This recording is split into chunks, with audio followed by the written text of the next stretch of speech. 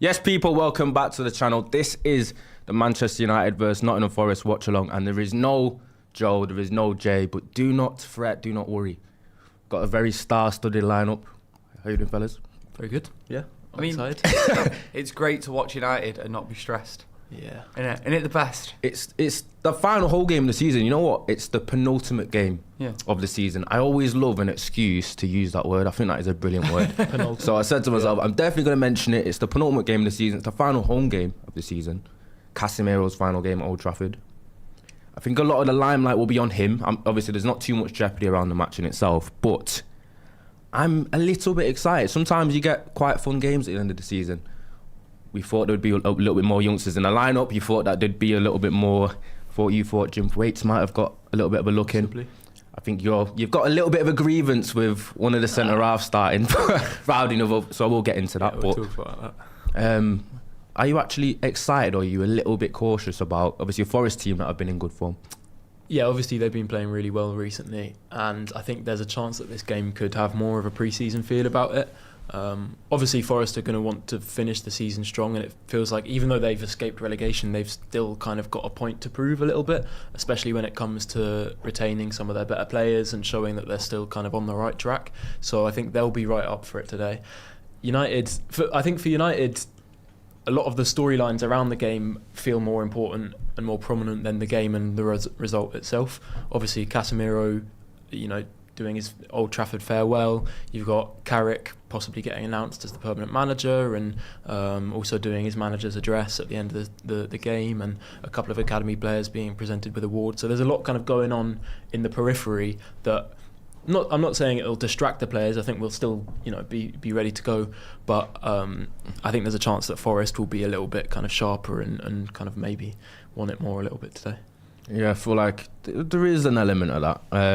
I think there could be a bit of Elliot Anderson watch today. Yeah. I think that might be about your storyline. We've obviously heard that Gibbs White will be in the 11 after having what was a very scary injury that he got a few weeks ago. Nasty that. Is there anything you're particularly looking forward to in the game today, guys? I mean, it's the three things on the tick list for today, isn't it? It's Bruno to get 1, maybe 2 assists. Casemiro to get a goal. Oh, if there's a penalty in this, do you remember when was it Bruno that offered it to Johnny Evans and he turned it down and gave it to Ericsson? Yeah, I think pretty sure that's what happened. But if that happens again, then he's going to give it to Casemiro, and Casemiro's going to take it as well, isn't he? So you want a Casemiro goal, Bruno 1 or 2 assists, and then that end of season speech from Carrick, because it's not been announced by the club yet, has it? It still hasn't. It still hasn't. Everyone else has confirmed do their it. announcement. We know it's going to happen. We know Carrick's going to be the manager, but I'd love it. Just the end of the and then this is the least Carrick thing to possibly do. But I'd love him to do his whole speech to the crowd, and then at the end of it he goes, "And I know the lads are looking forward to seeing you next season.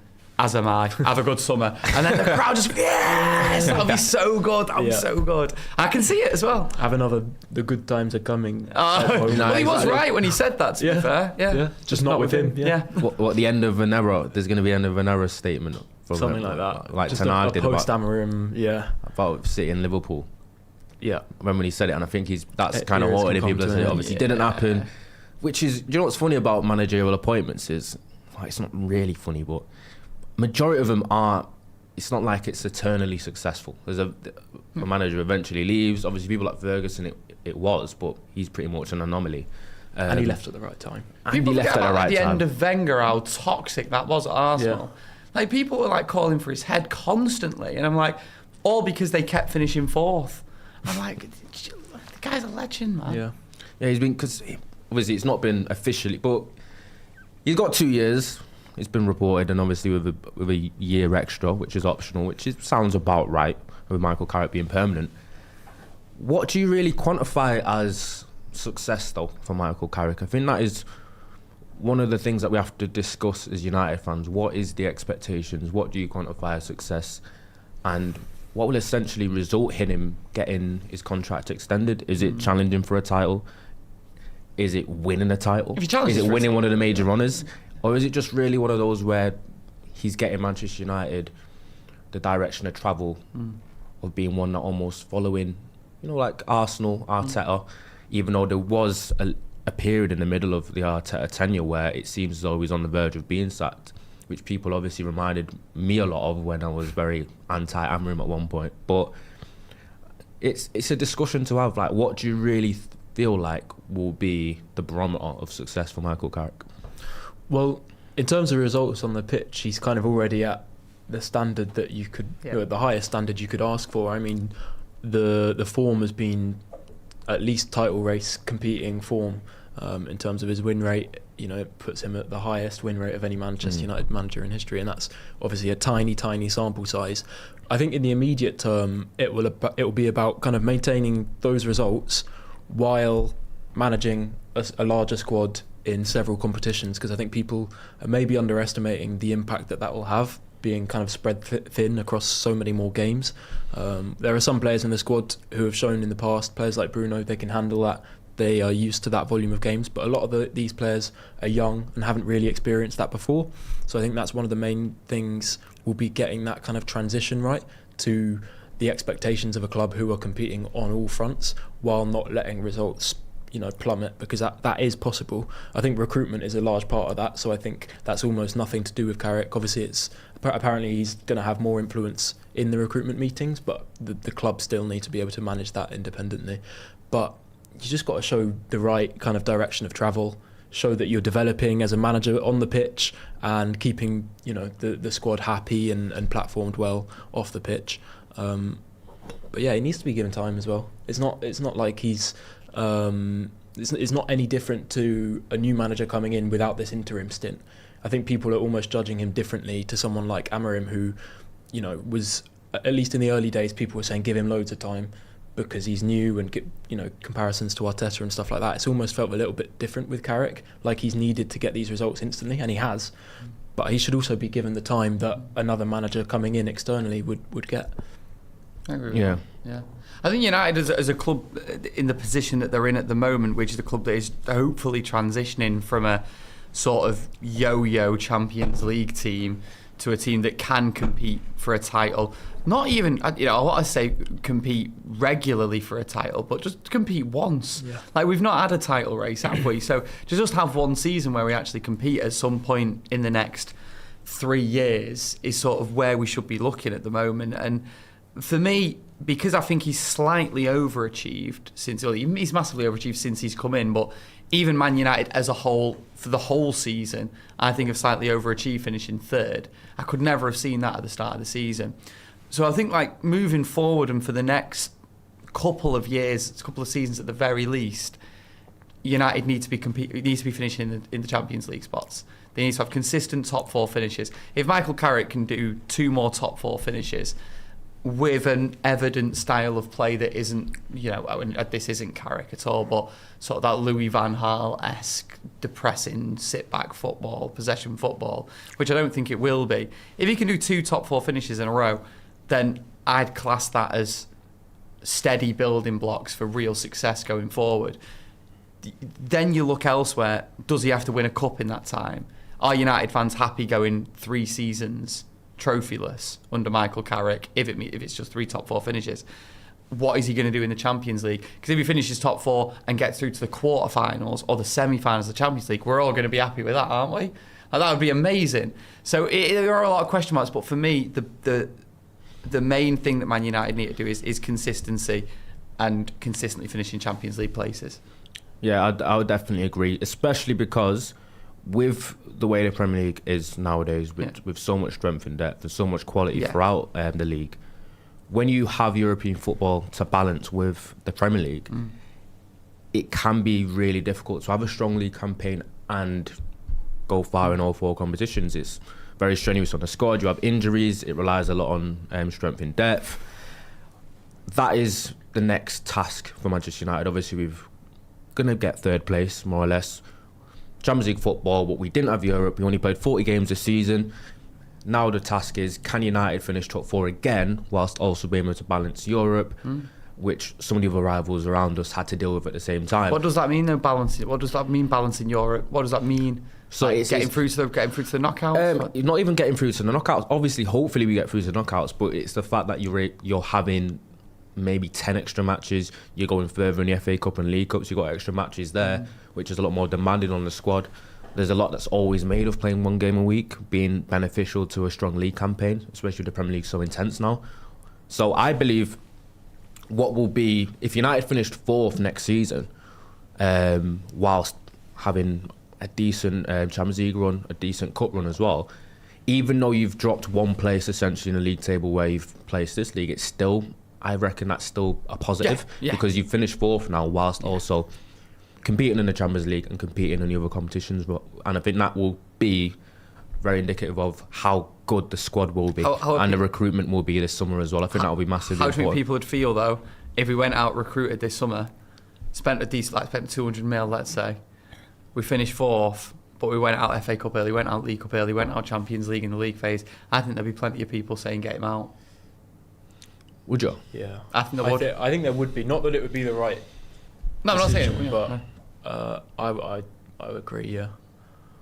People, the expectations are going to be. I think fans have quite a short memory. Myself included. We're all guilty of it at times, but sometimes when the situation changes and the goalposts change, it's hard to remember what the previous expectations were. When Carrick came in, and at the start of the season, no one, like you said, no one expected to be anywhere near 3rd place, and Champions League wasn't really seen as a realistic expectation, especially when Amorim was leaving. But 5-10 games in, when we started winning games and it looked like that was possible, suddenly the standards changed completely, and those should be the standards. The standards should be extremely high, but I think fans kind of find it a little bit difficult to remember what the original expectations were and kind of use that to adjust their expectations properly. So I wouldn't be surprised if that did happen, if people were calling for him out, if the cup competitions don't go so well, even if we do get top 4. I feel like it's one of those you can only really, it's hard to predict and project because there's so many moving parts, but I do believe if United get to the round of 16 and finish 4th in the Premier League, that will still be a successful campaign. And I think that could sound a little bit defeatist and not really like high standards. But I think top 4 with a decent Champions League run, when you obviously, as I've said, you're having decent cup runs, you're balancing Europe. Obviously, there'll have to be the optics of how the team's actually playing. I mean, that does sometimes matter a lot to people as well. I think we can have good expectations. I will definitely have expectations. I always have demands on Manchester United into a league season, but I won't be completely unrealistic. But I think if you finish outside of the top 4 and you go out of the group stages, then there will definitely be question marks. You probably will still get another year, but United need to know that obviously if you're not moving forward, even if you're staying still, you're not obviously going backwards. It's one of those where I think there's so many teams around us now that are pretty much around the same level and competing. You've got the likes of Villas and Newcastle, who's having a bad season. You've got Chelsea, who fell off as well. You've had Liverpool that have had a poor season. These are all teams that I don't think will be as bad next season. So you need to make sure that we don't get caught out. Do you know what I mean? So we need to, and I think a lot of it has to do with how we approach the summer. I think this summer recruitment is so important. He will get backed. So getting backed is one thing, but getting backed correctly is another, and that's something that has had Manchester United unstuck in the past. Obviously, we are going to speak about Chelsea a little bit more because obviously they've just hired a new manager. Speak about a couple of the other teams that we'll be rivaling against. We've rivaled against them this season. We'll see how they fare against us next. But we haven't spoke about the starting lineup because I think there is a little bit of discontent about the bench options, the lack of youngsters, and one particular centre half starting instead of another seems to be a little bit of a annoyance to Finn. But we'll get into the starting lineup because I think we've gone 15 minutes now. We've not mentioned who's actually playing. But it's Lamens in goal. These are for people that haven't seen it as I get myself back into frame. Lamens in goal. We've got a back 4 of Shaw, Martinez, Maguire and Delo. Got a midfield trio of Casemiro on his last home game for Manchester United. Got Mainu and Bruno. I think that is a tandem that we've seen quite often. And no Sesko, who is injured with a shin injury. And you've got Mbeumo up front, Ahmad on the right and Cunha on the left. On the bench, we've got Bayindir, Dorgu, Heaven, Malacia, Mazraoui, Euro, Mount, Ugarte and Xerxes, and no youngsters, which is usually what you see on the bench. At this time of year, when you've got the last couple of games, especially the last home game at Old Trafford, where you haven't really got much to play for. There's not much jeopardy on the match. You usually see a couple of academy lads in there, but there isn't.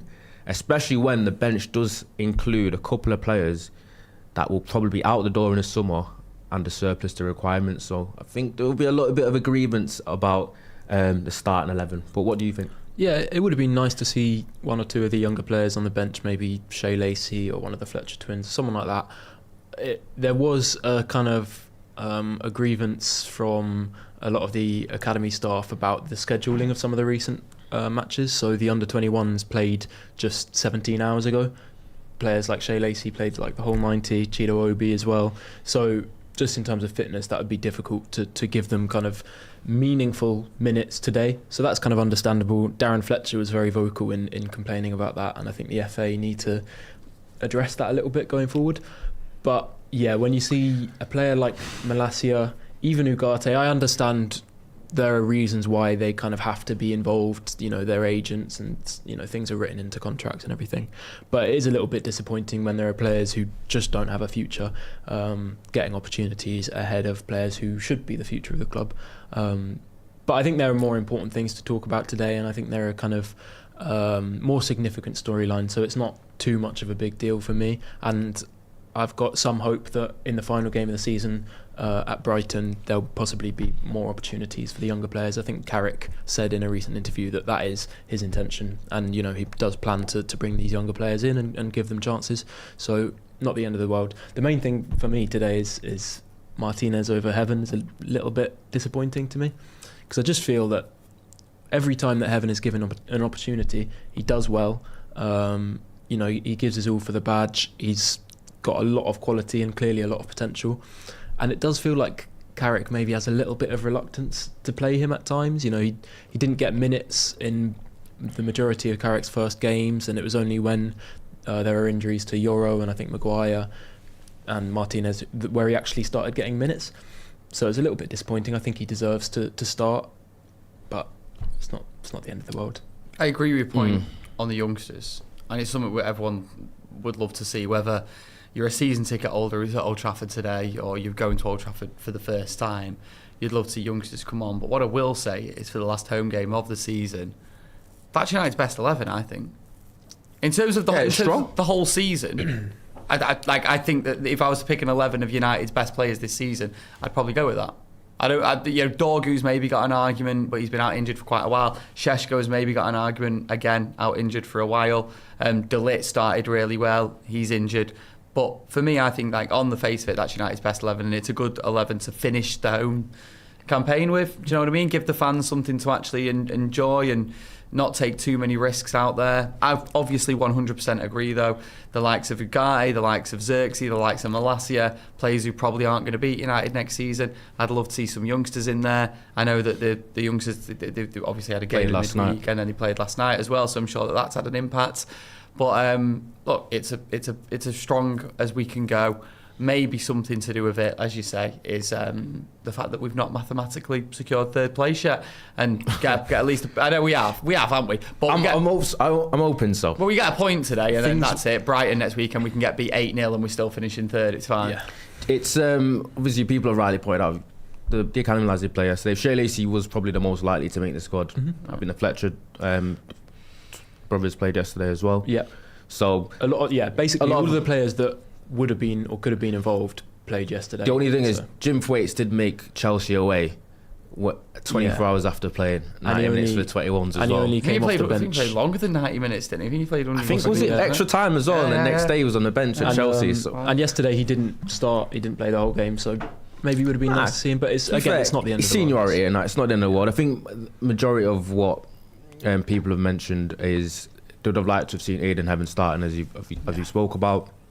He's someone that deputised for Martinez and done really well, and someone that we bought for $1 million and looks like every bit worth a lot more than that, and someone that is only 19 years of age, still developing, still growing, playing a position that does have a higher, usually has an older peak age, because a lot of playing centre half, especially your best days, comes with experience, know where to be in positioning, and he's still got that to come, and I think he's been really good. And obviously Martinez being a senior figure, obviously being a good player himself, I think usually what you find at clubs like this is it's always easier to bench a youngster like Aidan Heaven than it is to keep a Martinez on a bench. Yeah. That's just the law of the land. That's how it works in football. And either you can have your preferences really, but I think you can't argue with either. They're both good players. And as the World Cup's coming up, like, let's not forget, I'm sure like Martinez is like, look, let me just get out there, get a last game underneath my legs, let me just keep the clock ticking, and then I'll be ready for the World Cup. Yeah, exactly. I thought Aidan Evan, you thought outside chance. Yeah, that's the thing. I think Really? I think some of England's centre backs are a little bit questionable, and I think the way that he plays, I don't think he's far off the quality needed. Apart from the obvious ones, so the Gay, Stones, Maguire. Oh, not Maguire's not obvious, is he at all? So who else are they going to take? Obviously, Konza. Possibly Kwanzaa. Yeah, Kwanzaa could have an outside chance, and for me, he's nowhere near the player. No, yeah, you're right. Konza's not outside chance. He's Kwanzaa, not Kwanzaa. I thought you said Kwanzaa. No. Yeah. That's what I thought. No, but like Kwanzaa, and then maybe like Tamori. Does he still get a shot? There are players that have an outside chance that I think Aidan Heaven is at least in the conversation. You know what? I laughed it off at first, but now I'm actually thinking you've got a great point. Yeah, how's Kwanzaa getting in above Heaven? That's what I'm saying. Ridiculous. I think maybe because he's played before. It's just the experience, isn't it? And Konza's, where's he at? Leverkusen. And he's starting games week in, week out. I think that does matter for selections, whereas Aidan Evans really in and out of the team. This is why I'm saying it would be nice to see Heaven starting more games, because I think every time he plays, he's up to the standard, if not better. So. I think Colwell has obviously returned to Chelsea as well. Yeah. People think that he'll be fast tracked into the England setup as well, but he's already played for England, hasn't he? And he's already played for England. Coming just really being fit for the last couple of games and making the England squad after what was an ACL. The manager has his favourite. Tuchel's Chelsea bias. His preference, because Jordan Henderson will probably be there, won't he? Oh, that's just, we were chatting about this the other day, and someone said Jordan Henderson, and I groaned so loudly, not just because of the concept of Henderson going to the World Cup, because it probably will happen. Yeah. So I am an England fan, you know what I mean? And the idea of that, it's sick. I don't get the rationale behind it. There's enough leaders. There are plenty of leaders in that squad. Play your best players. I don't think there's room in a World Cup squad in this day and age to have someone who's kind of just there for the sentiment and the kind of dressing room leadership. It's silly to me. I think there are many players in that squad who offer more in the midfield. And have experience getting far in tournaments. It's not like, just because he's done it the most doesn't. Yeah, it's ridiculous. Yeah, it doesn't. I'll get into a couple of the super chats. Do not worry, I will not Joe Smith you and ignore you. Stitching up there. Well, FPL Mikel has said, will you only focus on the table, how far in the cups to evaluate the end of next season, or is there any key statistics you will look at as well? I think that this ties into the argument that some people like to take into account, some people don't, which is the rise of the underlying metrics and data. But my eyes tell me that. Yeah, the likes of XG against I like what shots. I like what I'm watching. Usually kind of testament to sustainability. I think that's what he's asking. Will you look at just where we finish and results, or are you going to be looking at how we play? The thing is, it's so hard. Obviously, the underlying statistics do play a role. They matter to an extent. But to be able to say this underlying metric that is positive or negative is because of the manager, it's almost impossible to actually attribute each metric to what the manager is doing. So much of it is player dependent. And I just think it all has to be kind of taken with a pinch of salt and taken in the right context, which, that's why the analysts are there at the club. That's what they're paid to do, is look at data in the right context. And I think as fans, we can kind of look at it and interpret the data whatever way we want. It doesn't really matter because it's not our jobs. But like you said, I think the eye test is so much more important. Usually, if you like what you're seeing, a lot of the time the underlying metrics do kind of support that.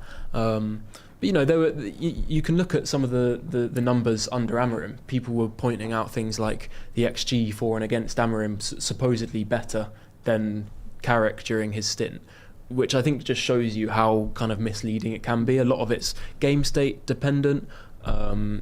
It's based on your opposition and who you've got on the pitch. And I think the results, the numbers that matter are your win rate, how many games you're winning, and what you can see on the pitch. And I think only after that is it worth looking at some of the more kind of intricate numbers. And I agree with that. But I say this every single season: the league table never lies.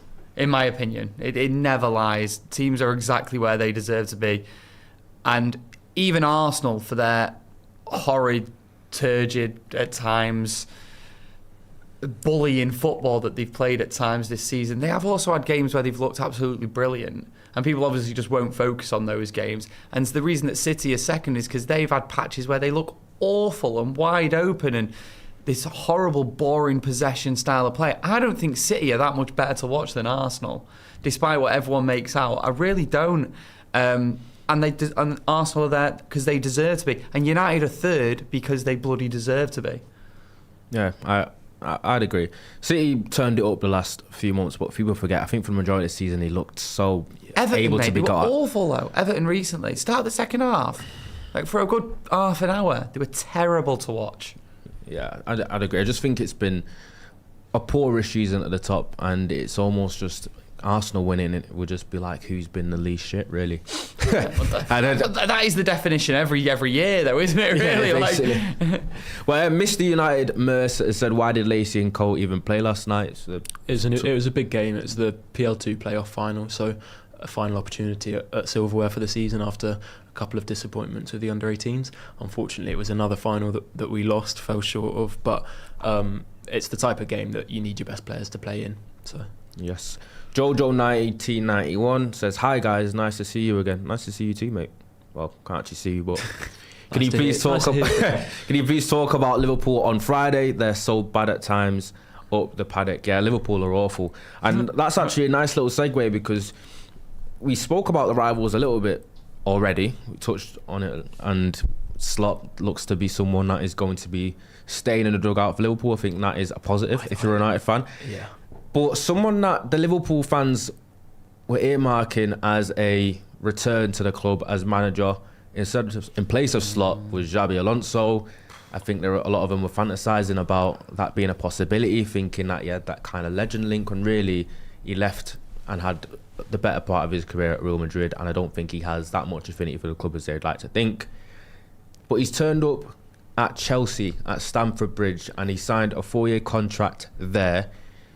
What do you actually think of the appointment of Xabi Alonso to Chelsea? Does that worry you? Are you not bothered? Are you kind of thinking, I think this is a major cock-up from almost all parties involved. Oh, okay. Because I think the right thing for Liverpool to do was be proactive, recognise that Slot's not the man to take them forward, because I don't think he is. I think some of the players have even hinted at it. I think Salah's comments were almost saying basically the football's shit. What are we doing? Get a new manager in was basically the kind of, if you read between the lines, that was kind of what he was saying. I think the right thing to do was obviously lean into that affiliation. I know you said it's sometimes overstated, but it does kind of sometimes count, and especially when you're looking for players to buy into to a philosophy and a manager. I think the right thing to do was get Alonso in, who I think definitely would have taken that job, and then start to move forward in that direction. That would have been the best thing for Liverpool. It seems like Alonso is a little bit more desperate than I would have thought in terms of taking the Chelsea job, because I think if he just waited it out with Slot, he'd probably get that job in maybe 4 or 5 months come next season. I think that would be the right job for him. But I think Chelsea are in a position where their squad is such a mess, and the quality relative to the money spent it's just worlds apart. And I think it's going to take 2 or 3 or 4 summers of making the right decisions to kind of balance that squad back out and get it in the right shape again, because there are so many players there on really long contracts, on fairly high wages, who aren't, other clubs aren't lining up to sign a lot of them. I think they've got a real kind of task on their hands, and I think it's not the right time for Alonso in his managerial career to be coming into a situation like that. Maybe he thinks, well, I'm going to back myself and show why I'm such a good coach by getting a tune out of the squad and kind of steering them to safety and stability. And maybe that will be the case. They're going to have 1 game a season. I think we've seen how much that's benefited United. Is that confirmed though? I think 8th is getting Europe. I think they're a couple points out from 8th at the moment. They're in 9th place. Or Europa? I think it's Europa. Oh right, okay. So maybe that's still on the cards, but I believe it's Europa. But someone can. If they get conference, that don't matter, does it? They can just do what they did the other season and just play all the kids. Because I think there was a possibility. Obviously, Villa in the Europa League final. So top 5 is Champions League anyway. If Then Villa win, then top 6 is Champions League. I think so. I'm not quite sure. I think that's right. Because obviously winning Europa League is automatic Champions League qualification. So then how many get in the Europa League then? 2? It's 7, 8 for Europa League, then 9th? I think it might be 7th, 8th Europa League, but then I don't know what is 9th Conference League then. I'm not sure. It must be. It's crazy that basically the whole top half of the table can qualify for Europe now. But because I think they've qualified for Champions League football anyway, Aston Villa. Yeah. With where they've placed, I think they're going to be top 5 at least. Mathematically, they've got it anyway. Oh yeah, of course. Yeah, because they can't finish outside. Yeah, fair enough. I think that, going back to the Xabi Alonso thing, I agree that most parties in this have messed up. I think Alonso himself has made the wrong choice. I think Liverpool have taken a huge gamble because they knew he was there and they knew that they could have convinced him to go back to Liverpool. Yeah. They could have. I think if you had both on the table, he's taking Liverpool. Especially because of like the fact that they've backed Slot for so long this season does suggest that they do have an element of patience that Chelsea certainly do not, which is why it surprised me again that he's chosen Chelsea considering how much is going to need change in there. So I think Liverpool has messed up. I think Xabi Alonso have messed up. I don't think Chelsea themselves have messed up though. I think they've got an absolute blinder to get Xabi Alonso in. I did not see it coming. And I do think that they have reached almost crisis point now where the fans are protesting. Everyone, the noise outside the club is crazy right now about just how poorly it's run. I know certain players in the team throughout the season have spoke about their discontent for how the club's run as well. So I do think they are going to have to deviate and change slightly culturally. I think you will see them bring in, for example, more experienced players this summer, which has not been something that Chelsea do. Maybe they take a look at Lewandowski. I know it sounds ridiculous, but like they need to sign more players like that rather than just these young talented players, because these young talented players need experience around them. So 38-year-old Lewandowski. The league table. Is he 38? Yeah, he's 38 now. He's not 38. I think so. I thought he's 34. Is he 38? I'm pretty sure he's around that. That's insane. Wow. I'm not aging him, but I think he's around 38.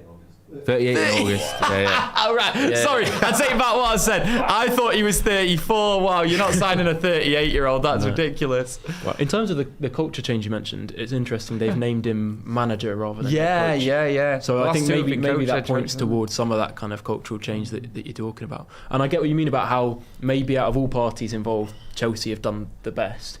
But I still think that they're getting someone who I think it will be a waste of such a good managerial appointment because I just think the squad's just not in shape to really kick on and do well. So I think, just a bit of a mess. So I've got a couple of comments here. Where is Jay and Joe? Not in the studio. Jay is never on the watch along for a home United game. He's a season ticket holder, goes to every home game. And I think Joe has picked today, with being the last Casemiro's send-off, to go to the game himself.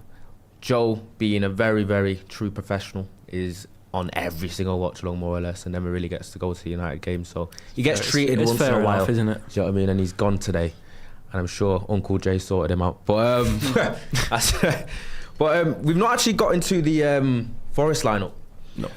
So Nottingham Forest have been a team that have been rejuvenated under Vitor Pereira, and they've become a very dangerous side over the last couple of months. And they've got a couple of players that are on the radar for bigger clubs, the likes of Morgan Gibbs-White, and then you've obviously got Elliot Anderson, who's the talk of the town. And it's a very, very dangerous side who have been one of the more high-scoring attacking teams as well recently. And United haven't always been the best at keeping clean sheets. I think in a game state like today, Forest could be very, very dangerous because they're almost similar to us in terms of they benefit from sitting slightly deeper and compact, and they're very almost electric on a transition and on the counter, which is exactly what we like to do. I think if we get suckered into kind of like ponderous slow possession where we can't break them down with a low block and then we leave space in behind us, which can be exploited sometimes with the way our midfield is. It's not the most athletic midfield, which isn't the same for Forest. Obviously Anderson very athletic, Gibbs-White very athletic. We've got to be on our P's and Q's today because looking at the starting 11 for Nottingham Forest, there's some quality in there. Yeah, they're a really strong side, and I think until their recent kind of upswing in form, you'd look at their squad and think, how, with the talent that's in their squad, how are they as far down the table as they were? They've definitely got players there that can hurt you. Anderson's obviously the main talking point, but even outside of that, players like, Chris Wood has got so much quality and experience in the Premier League, and he can hurt you. Gibbs White, it's lucky for them that he's now back from injury. Obviously suffered that horrible face injury, had to get stitches. He's someone that can hurt you. And I think United have to be careful. Like you said, on the transition is where they're going to be really strong. Their game is similar to United. And it's another, I don't want to keep talking about it, it's another reason that I think Aiden Heaven should have started, because I think you need a bit more pace defending transitions. I look at Martinez and Maguire, and I don't know if there's enough recovery pace to deal with those kind of situations. So I hope we don't get caught out there. But I think it could be high scoring, because I think it could turn into a bit of a basketball game where it's quite end-to-end, and especially if there's a bit of a pre-season vibe to it with the stakes being fairly low for both teams. But it'll be an interesting one. How many ridiculous goals have Nottingham Forest scored against Man United in the last few years, where they've literally just run through our midfield? Yeah. And I remember that game, of course, where Onana's thrown it in the net a couple of times. Yeah, that Onana gives right one. That was bad. The one, was it Alanga, when Alanga was there at Forest, where he just ran through our whole team at the City ground? They've scored some ridiculous goals against us in the past, where our midfield has just not had the legs to keep up with them. And we've still got similar issues in a way, although I do think Cobby's improved massively defensively this season. So it could be a bit of a basketball game, but look, if I'm ever going to watch a 4-all, this is the game that I want to be a 4-all, where we don't need to win. The season's done. If 4 of our goals come from 2 Bruno assists and a Casemiro goal, I'll be very happy. Yeah, especially. Is Bruno wearing those old black and orange hypervenoms, or is that a different? Does anyone think this? So he's got 2 games left now. It felt like he was cantering towards breaking a record, and everyone says this record is cursed, because there's been a couple of occasions. I think Ozil was another one where, and De Bruyne Seminole, where they was in sight of breaking a record with quite a few games left, and all of a sudden everyone starts talking about it. It just stalls, and he just go like 3-4 games with no assist, and then the record never gets broken. I think it's going to be different. I think he's going. Today's an opportunity though. Forest are a little bit sleepwalky, but he's going to have to rely on the attacking output of Ahmad and Mbumo.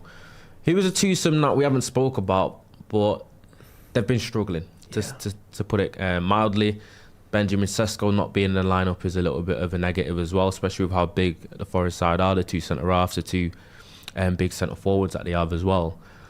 But Bruno, 19 assists, 2 games left. He's got 2 more chances, and the next game will be against Brighton, who are a very good side as well. So I think it's funny, because Ahmad and Mbumo earlier in the season were maybe one of the only parts of the team and the only partnerships under Amorim that were kind of platformed quite well and seemed to complement each other's strengths in that setup quite well. And I think they've struggled to find a role that really, really suits them, especially when it comes to getting output in this team. I think they've both played important roles kind of outside of the goals and assists. I think today's quite a good game, and the right type of game to kind of start picking your form back up, get back into scoring ways ahead of next season, and show that you're still a really important part of the team. And so I think hopefully they'll be able to assist, well, not assist Bruno, but hopefully help Bruno in getting those assists. I think the whole team wants him to do it, and they're all going to be they're all going to be helping him there. So fingers crossed. He's trying so hard to do it as well. Yeah. I can't remember if it was the Liverpool game or maybe the one before that at Old Trafford, where there were so many occasions where he could have had a shot, and like Bruno Fernandes in his first 2 seasons was shooting, and he was like, "Nah, I'm going to try and pass it." He's not trying to do it as well. Oh, he so obviously is. Which, by the way, could actually make him a better player in a weird way, because just sometimes having that peace of mind to just wait, hold it off, see there's a better option, sometimes that can help. Yeah, I think he's definitely got it on his mind. I think there's a couple of big chances created that people have missed already that have obviously worked against him, and it does seem like it has got that little bit of a curse as well. I think one good tandem has been him and Casemiro. Yeah, Casemiro's been like his most reliable supplier of assists, it feels like. Well, not supplier of assists, but the goals for his assists. So we have to see if that happens again today. It's just that you're hoping that we actually do turn up with a little bit of intensity. You do worry about games like this. You saw it against Sunderland, where you think the team could come out not really that motivated or galvanised at all, and then go through the emotions and you end up losing or The Sunderland game was a bit of an eyesore, weren't it? And we did have a few players that were started that shouldn't start for Manchester United, the likes of Mason Mount and Josh Xerxes. He's giving him a go as well, wasn't he, just to see if he's got anything. But I'm hopeful. If it's broken today, it'll be something to excite us, as well as the enemy in Declan Rice's Arsenal, rivaling for Premier League Player of the Year. We do need that added little bit of PR for him, but. Well, it's no surprise that. Have you seen some of the interviews coming out from other Premier League players being asked who's the player of the season? All of them, without fail, say Bruno Fernandes. Yeah. I think the whole league, in terms of people actually at the top of the game, know that there's no real contest in terms of what he's done this season and some of Arsenal's players. But the media acts like it's some travesty for Bruno to be winning it because of the lack of trophies and playing less games. All sorts of arguments are made, but at the end of the day, he's been the best player in the league this season. So, Declan Rice is obviously English. That does matter a lot within the media against the Portuguese player. But I've got a question. Someone's asked Gaz a question, and I'll go with Finn first. Does Finn drink brew? I was shocked to find out that David Pritt has never drunk a hot drink in his life. Tea. You're a tea drinker. He's never tried a hot drink in his life. Wait, what? What do you Yeah, mean? David Pritt. Dave Pritt's never had a cup of tea in his life. Yes, What? apparently so. That's just What? How? If you know Dave Pritt, I think that's actually quite. That isn't surprising. Is that on brand? Yeah, it's quite on brand for him, like to have something strange like that going But is on. that never in his family? They not drink tea, or I have no. like surely that has to come from. That has to be a generational thing. I understand doesn't it, people. that's I passed understand down. people who don't like drink tea regularly, but never. It's like I've met I think I've met a couple of people before in my lifetime that say they don't drink water. Well, that's just unhealthy, isn't it? Yeah. Have you experienced anyone like that? I know. I know one person that literally says doesn't drink water. I know guys like that, and I just think that. And I just think, how do you function? Obviously, water is in a lot of things that are obviously not a bottle of water. Yeah. So I guess you get by in that way. But Lots of juices and stuff. Yeah, that's interesting. I'm not going to. Someone asked that about us actually. Belal MUFC says, "Does Gaz drink water?" I think that was meant to be funny. That's definitely the first time you've heard that, have you? No, it's not. All I've had all my life, and it's actually not that rare of a surname either. Drinkwater, it's fairly... like in the north and sort of Leeds and Lancashire, there's a lot of Drinkwaters knocking about. In fact, Danny Drinkwater grew up on the same estate that I grew up on in Have you done the 23 in Altrincham. Oh, well, I sort of grew up on that. I was lived there for the first 3-4 years of my life. Yeah. We are not related. Definitely not. We're definitely not. My granddad's good friends with his dad. Really? Not related. So it's a common name. Just two Drinkwaters. It's not that weird. So I don't drink water. I just drink Vimto. I think not drinking water is just like it's not. I do occasionally feel for your kidneys if you don't drink water. Yes, I do occasionally go on like these phases where I'll be like, you know what, for the next 4 or 5 months I'll drink nothing but water. That's pretty much all I do. Yeah, like I have hot drinks, but like a hot drink, coffee and water. That's all I have. Yeah, because I feel like it does bits for the skin. I don't think I drink enough water. I've been getting banged into because I do my shopping at Aldi, and then knock off Dr Pepper Zero, Professor Pepe. Sensational, man. I can't imagine what Professor Pepe. If Aldi knock off Dr Pepper, yeah. I can't imagine what's actually in that. That's the sort of thing where the bargain will be enticing, but then I'm looking at it, I'm thinking, you look at the price and it's like, 29p, and I'm like, All I care what's in this? Like, what? All I care about is where it's 0 calories. I'll smash about 6 of them easy, no problem. But it's what they replace the calories with. Yeah. I think the 0 calories thing is so fraudulent. I wonder what. No, it's not. It's not. It's not. You will not put fat on drinking Coke Zero. You won't. But the stuff that they replace it with is going to be even worse for you. It might be like shit for your skin, and like your face Shit might start peeling off. You might go blind, but you ain't going to put weight on. Well, that's all what right. matters. Can the chat? Like 0 sugar and 0 calories and all that is that actually a scam? Are they lying to us? Is there something? There's not. Is there something? The calories aren't there, but it's just the stuff that's there instead is much worse for you than the calories. Than the calories would be. Yeah. Depends what you care about. Yeah, it's Like, my teeth are probably going to fall out drinking it. Yeah. But, you know, I'm not going to get fat, so... Because Kieran says, can you stop making me feel bad for my unhealthy habits, please? I don't think that is... You know when people say, don't, like, get on to me about my diet and what I drink and that, I feel like people need to. yeah, Do you know what I mean? yeah. We care about your health. Fat sod. Sort yourself about your out health. now, and I'm joking. Do you know what I mean? I'm joking. Nah, but- Live your life. Do it. Yeah, but at the end of the day, just live your life. Drink what you want, eat what you want. But I think if people do give you a little bit of pointers or harsh little criticism or like brotherly love almost, you can take it on board or you could not. An arm around the shoulder. An arm around the shoulder. Just say, don't take a few years off your life. It's not worth it. It's not worth it. Yeah. But yeah, the Coke Zero thing, the zero sugar, the sweeteners, it's the sweeteners. The sweeteners are fine for you Well, guys. No. Are the sweeteners? Well, I don't know. There's things like aspartame which people worry about being a carcinogen, but you'd actually have to have a ridiculous quantity of it to be dangerous. But there's other stuff. I don't think it's good for you. Drink water. With Drinkwater. There we go. Yeah, Adriel 87 says, not a scam, read books, Ronaldo Brown. The way he's addressed me like I'm in school, man. You know, it's been years. Science should still be taught in schools. Open the schools. He's proper come for me there, you know. Sorry, my knowledge on the zero sugar calorie content, ingredients and stuff isn't really up there, which is why I got A's in science at school. Because, do you know what I mean? But anyway, I just thought I'd put that in there. But I was going to say, you really crowbarred that in quite well. yeah. I thought I'd Well throw that. People probably might be surprised to know. I feel like this will shock a lot of subscribers, but I was actually quite academic, to be honest, with the grades. GCSE's on the table. With the grades I got, do you know what I mean? What are we talking here? All A starters see out it yours. wasn't. You know what? I was actually underachieved because I was, you know, when you get predicted grades. Obviously, Finn's a lot younger than me now, so I think times have changed. When it was still A, B, It's all numbers see, I now. was predicted 12 A stars and A's, so I think it was like 6 A stars. I didn't get that though. Academic weapon, mate. I think I got 3 A stars, 7 A's, and 2 B's. It's This not bad at all. guy. But one of the B's was Spanish as well, What were your A stars?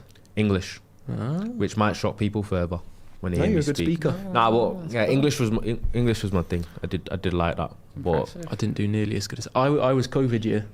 It was the first year that they'd done COVID grades, and in our school they said whatever your predicted grades are, they can't go down. Obviously we'd gone into lockdown, so we weren't in school. They said whatever your predicted grades were at the start of the year or whatever, there's no chance they'll go down. You'll get those or better, but we're going to give you some assessments if you want. They're kind of optional.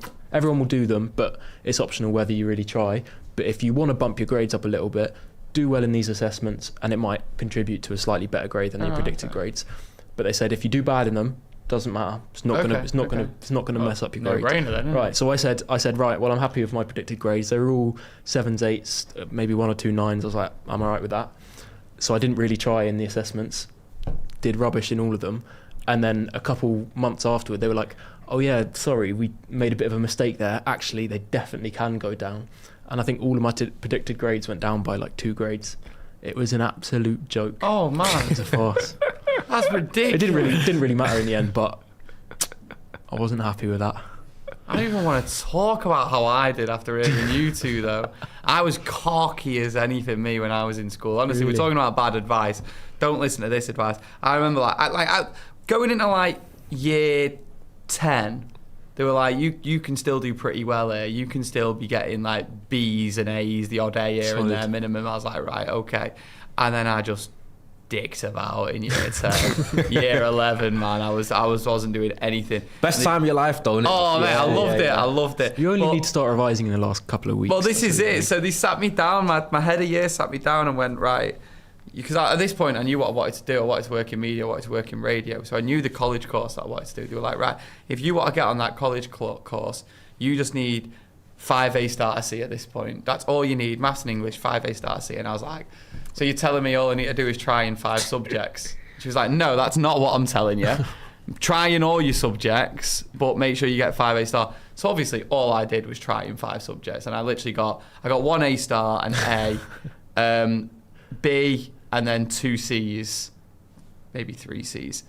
And then the rest of them, honestly, F's, E's. I just turned up to them lessons. Bin them off. Yeah, I was knobbing about. Happens. It was great. Right. The thing is, I'm sure you would have been a blast to be with in school anyway, guys. But there's one more super chat. I need to make sure. Is it someone from my school? Nah, it's not. There's one person super chat here. It's about Anderson, and I don't want to miss the super chats because you're not. I mean, I'm not trying to be called out here. But today's game to show Anderson what he can be a part of, and how our players are valued, especially with Casemiro's send off. We should cheer. I don't know with the Anderson thing. It's like. It's just about the money. I just think the price he's been quoted, I'm not sure United are going to go that high. And you can argue he's a great player. I think he's a great player. But the 100 million, 120 million that people are quoting for him, I don't think United are going to stretch that far anyway. So I think it doesn't really matter whether today's game sells it to him or not. And you don't know. I think Manchester City are able to brown envelope a little bit more than we are. So. Well, I think even City look like they might be priced out of a move with where things are going. It sounds like... obviously they're willing to probably pay more than us, but I'm not sure they'll go up to the 120, 125 million that's been quoted. I think one of the best things that could happen is if he's priced out of a move this season, has another really, really strong season with Forest, shows that he is really worth the money, and then maybe revisit it in a year. But I think some people kind of feel that you either get your best target and anything else is a complete travesty and no one is possibly comparable, which I don't think is the case. I think in almost every case there's going to be alternatives who will perform at a good level. Someone like Mateus Fernandes, I think, is one of the most direct alternatives to Elliot Anderson in terms of what they offer and their profiles as midfielders, and I think you could get him for half, even maybe a third of the price that you would. So I think we need to look at alternatives, and then maybe if Forest are actually going to be more amenable to negotiate there, then you look at an Elliot Anderson deal. But there are alternatives. I'd be in agreement. I think there's a couple more super chats here that I haven't seen. One by Matt G41. My apologies. If Madrid went one... Let me start again. Can you cut that out? Matt G401 says, if Madrid want to sell Alvaro as reported, should we bring him back or go for Lewis Hall? No. Definitely need left back over left wing in the summer. I think that has been something that has been hotly debated, is left back or left wing. I know which one I prefer. I think left wing is more important, but it's literally split down the middle in the fan base about which thinks is a more preferred position, which we can discuss in a minute. Damien Derwin6581 has said, it's not a bad day for Anderson to visit Old Trafford 2-1 Man United. It does seem like all eyes are on Mr. Elliott, and I'm hoping he does. He's one of those, I do like him, but I'm hoping he doesn't play too well, because I think I need United to have the victory. I want Manu to be winning the midfield battle there. Yeah. We've seen them play together for England in one of the last matches I actually watched them, and I think they complement each other. They look decent really well together, I can't lie. But on the Alvaro one, I wouldn't want him back. I'm not having him back. I've heard issues about his attitude in that at Real Madrid. I've not heard any of that, but some of the coaches supposedly weren't happy with his attitude. But I think that's kind of symptomatic of just the rest of the mess at Real Madrid. There were never complaints like that at United, so I don't think it's. I wouldn't pay too much attention to that. I just don't think he's good enough. I think United can do better. So Ten Hag made the right decision. I do think Ten Hag made the right decision. I think there were limitations in his game that meant that he wouldn't be, at the level that United need. And obviously he's had good stints at Real Madrid, and he's not a bad player. I think United can do better. I think Lewis Hall should be the kind of benchmark in terms of, if we're going to go for a marquee left back, go and get the best in the country, which I think going forward is Lewis Hall. Yeah, Lewis Hall, I'm a massive. I think Lewis Hall would be the only one I'd consider a slight pivot away from prioritising left wing. Yeah, that's kind of where I'm at. Yeah, I think he's depends who's available over whether I prefer a left winger or a left back. But on the face of it right now, this is the issue, is we don't know how consistent Dorgu can be as a left winger, because you look at it now, and do United have a left winger? Cunha's not a left winger. Dorgu, is he? I don't know. Maybe he is. I don't think United do have a left winger. Oh. Yeah. So it's like so therefore that has to be the priority. But then who are the left backs? Well, Malacia doesn't count. And Luke Shaw, fair play to him for being so fit this season. It's been really impressive. And I actually think he's had a good season, Luke Shaw. But so you don't? No, I do. You think I do. I think he's been slightly underrated. I actually think Diogo Dalot's been slightly underrated at times this season. I think he gets a little bit too much stick than he deserves. So yeah, I think there's got to be a left winger. Yeah, because I believe Cunha's not really an out-and-out left winger. No. I think he's someone that could deputise there as a little bit. I think he works better, similar to when he played with Weidner at Wolves, where you've got a left back that's extremely attacking, that can actually hold width from Maraud down the outside. That isn't really Luke Shaw, so which can make us a little bit narrow on that side. That's why I believe Dorgu should be a left back in future, an attack-minded one.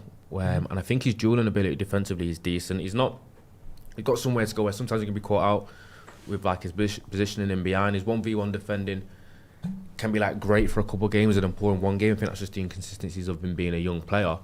But my future for Dorgu is as a left back, which is why, because I don't think he's a left winger. I think he could play there in some games, but I think United will be extremely brave, borderline naive, to go into next season with 4 competitions, playing in the Champions League as well, with your left wing options being Cunha, who isn't really a left winger, and Dorgu, who I don't think really is either.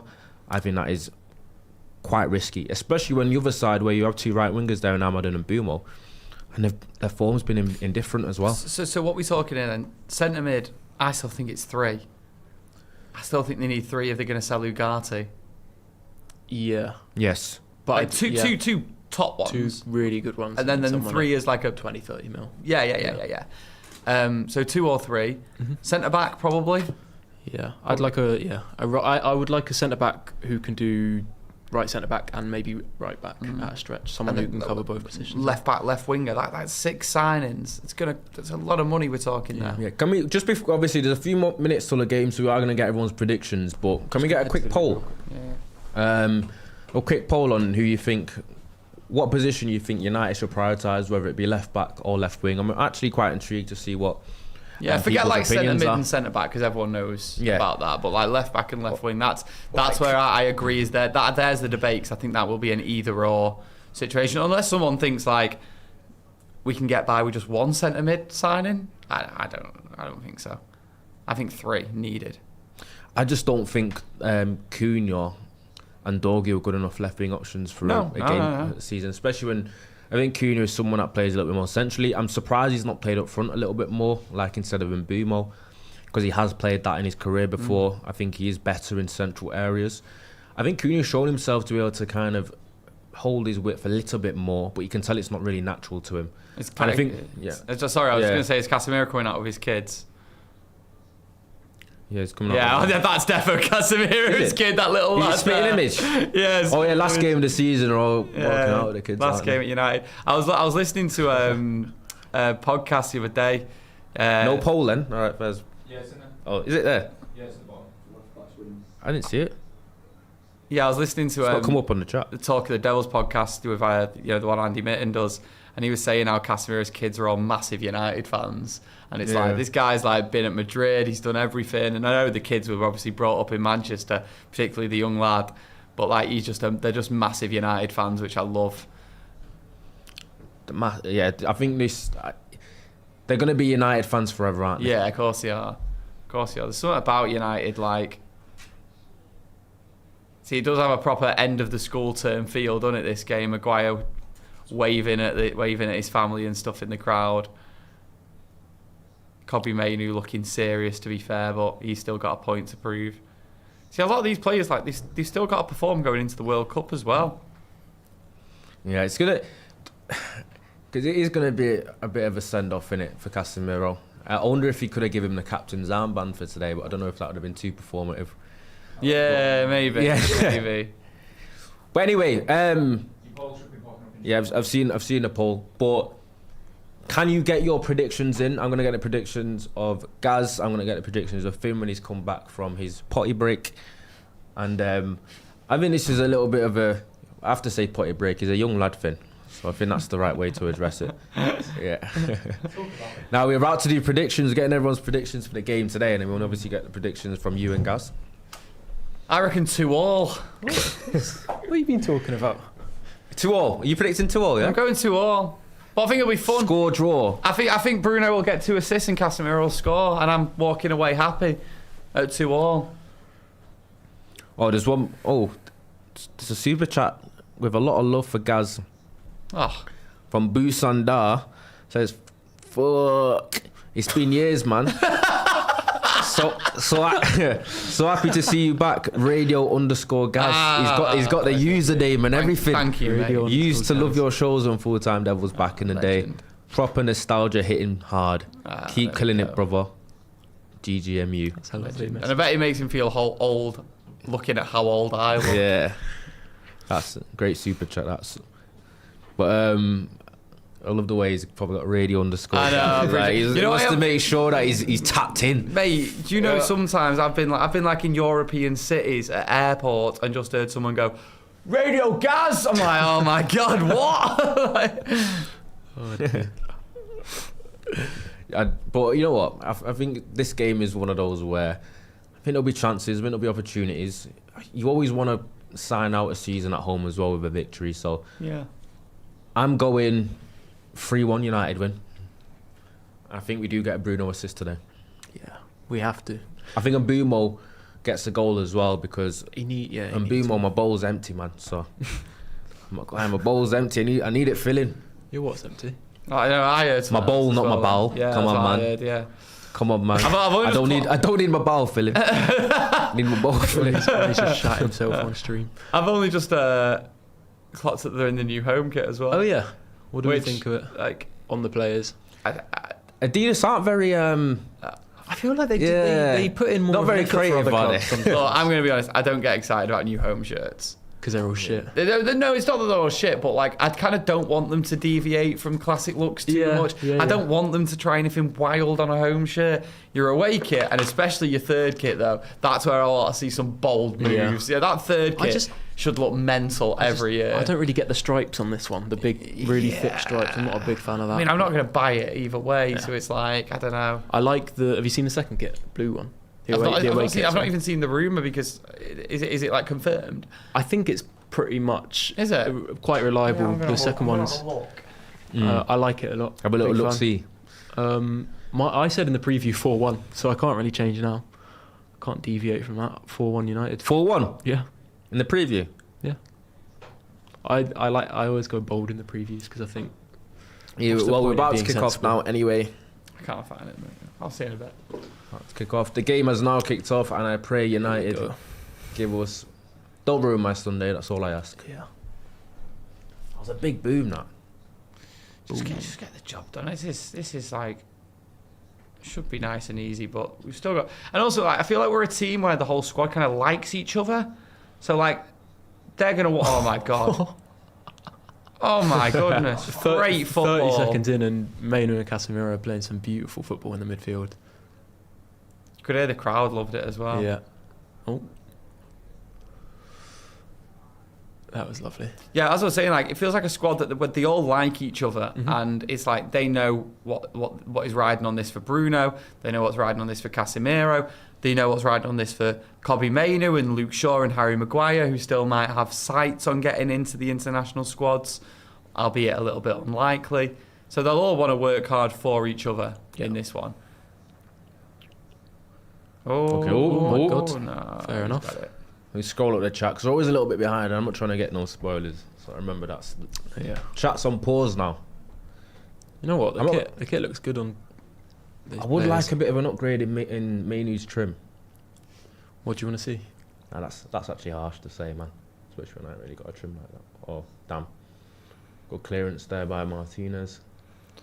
Do you miss his longer hair? I think he suited it quite well The longer hair. when he had like braids. Oh yeah. Leon. I think he's been quite adventurous with his trims, Oh. though. Yeah. Yeah, I just got a bit nervous there. Doggy.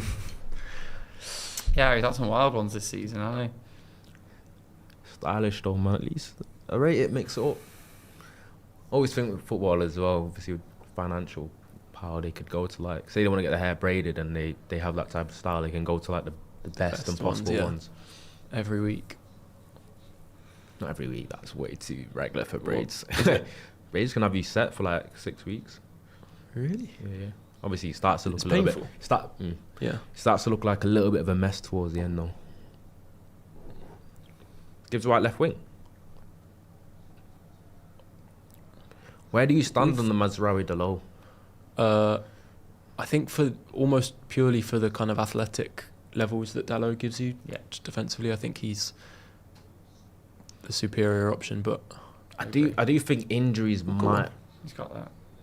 I do think injuries have like slightly affected Mazraoui athletically.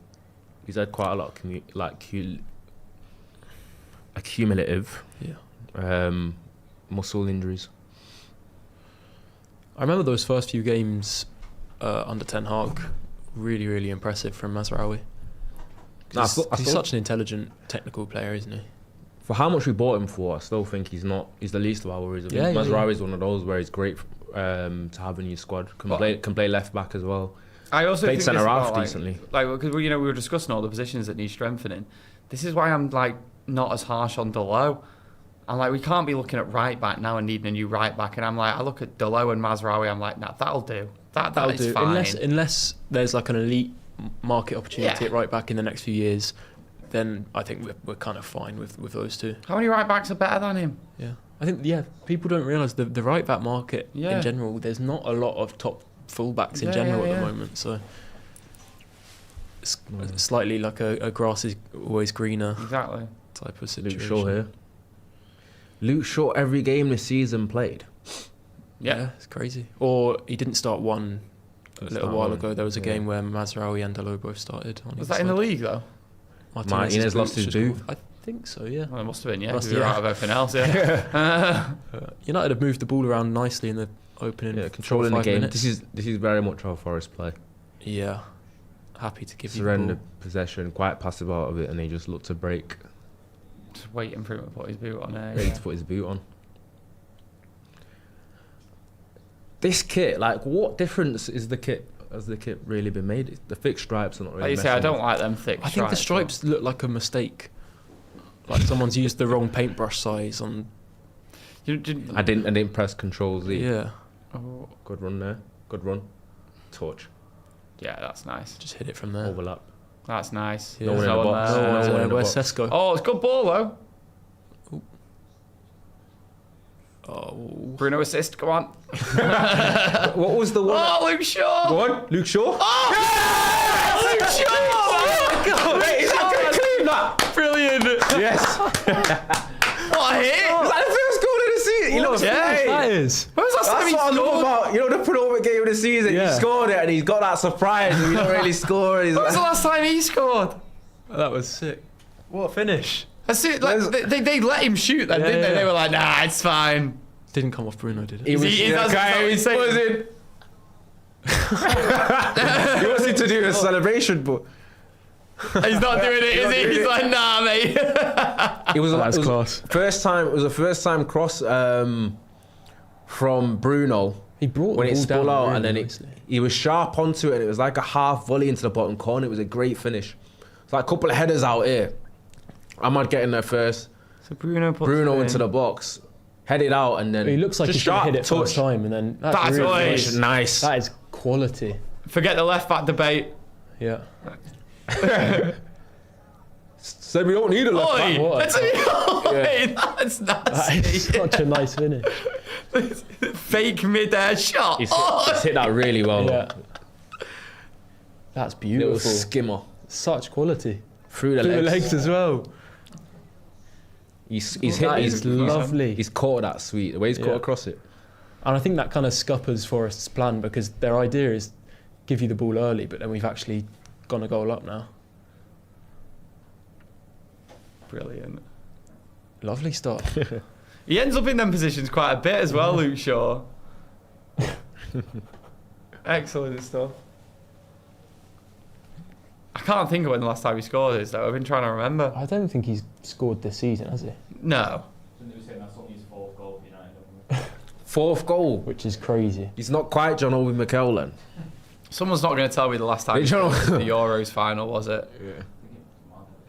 I think John Obi Mikel had nearly 500 games for Chelsea. I might be that moment, and then he had one goal. There is. So you can be Joe like a Gomez. top player and just Joe not. Gomez, yeah. Never Last scored. goal was against Bournemouth, or 12th goal in the league, Yeah. 22-23 season. Right. No memory of that. 5th goal in total, 4th in the league. Go on, Ahmad. Oh, never. He's usually so good at nicking now. FIFA, isn't he? That was his kind of trademark under Amorim. Scored a handful of goals just from nicking it high up the pitch. Yeah, he did.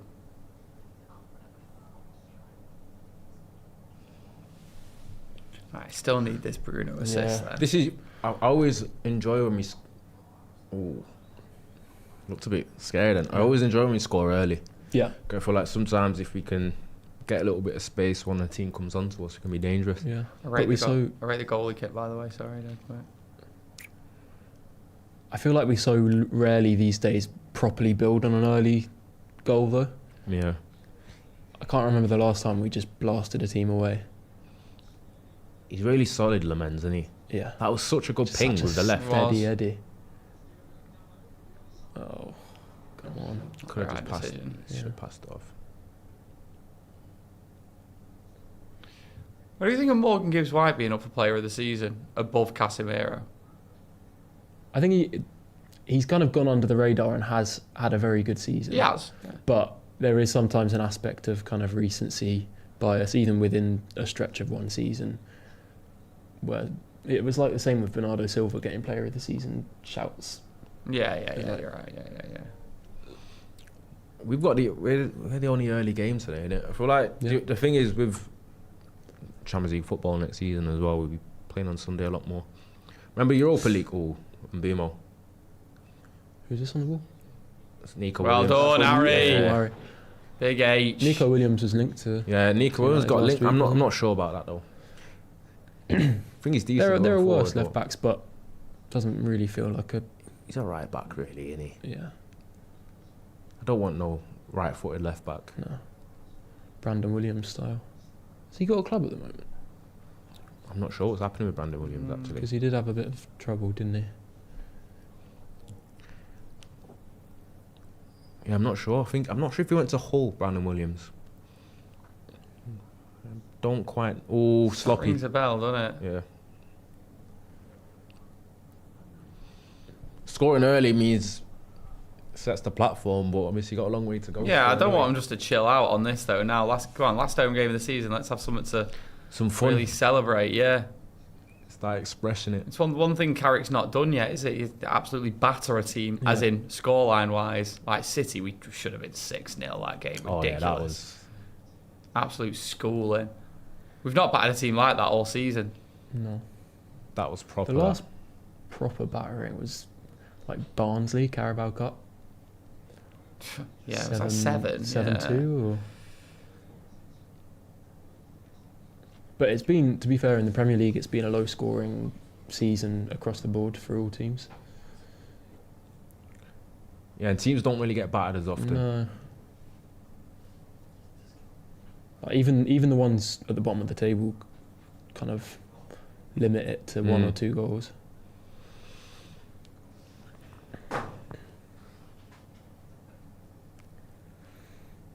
It's weird. It's proper 4-4-2 from Nottingham Forest. Yeah, it is. Yeah, Old school. Even on the ball. I reckon it's going to be one of them today, where it's just loads of goals. Yeah. It's just a top game.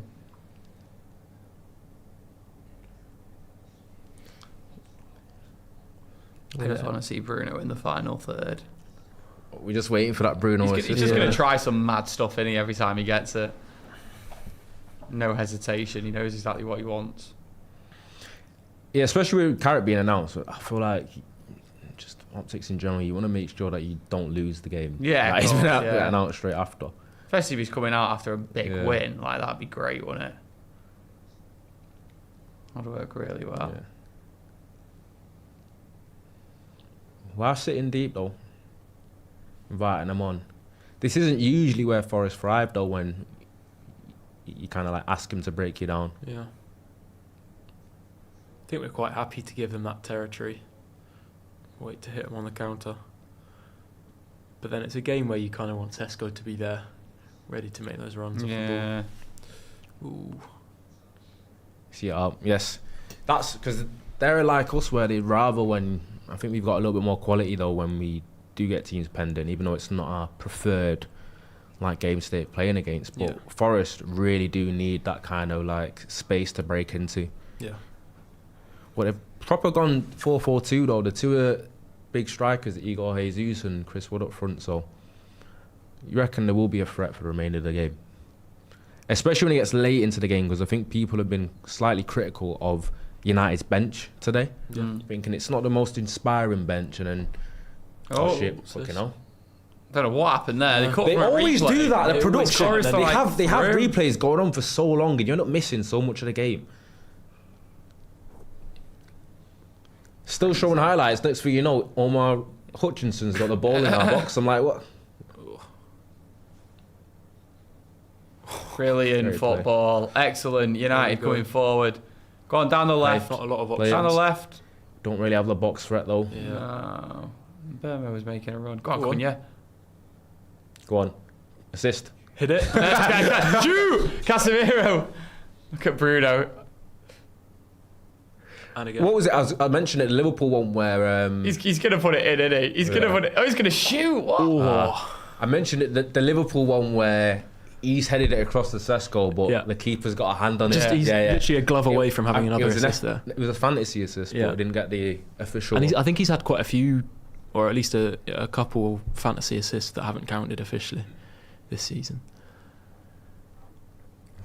Don't you get a fantasy assist if you earn a penalty, though? Yeah.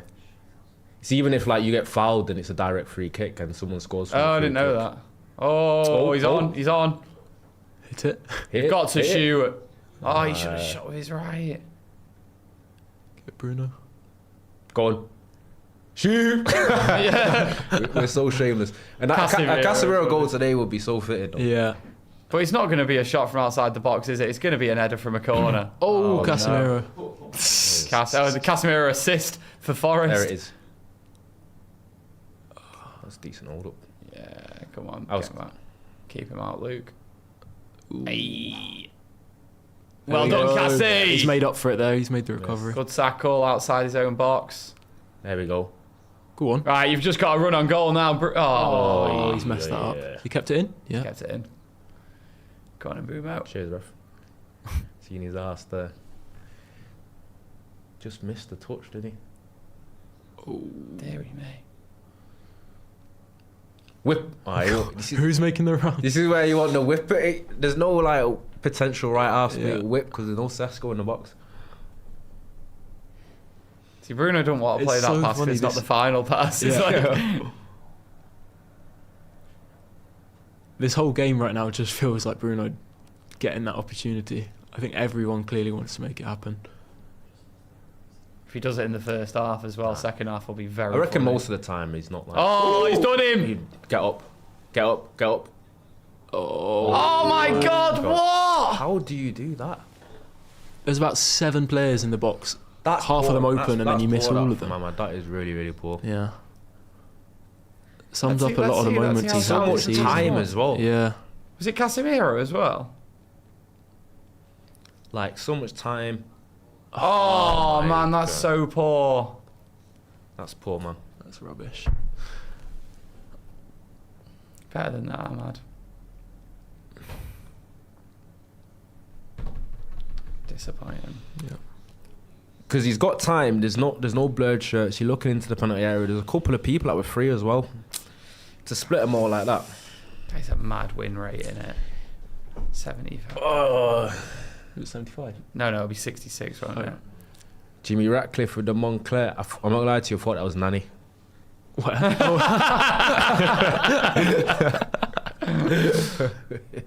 see it. Look, you know. Good pass. Fairly comfortable start so Yeah, far for yeah. United. Really nice. Just a couple of breakaways for Forest, but outside of that, I feel like we're fairly comfortable. Forest obviously have a lot of energy, but United with all the ball. Just to make sure it's sustained.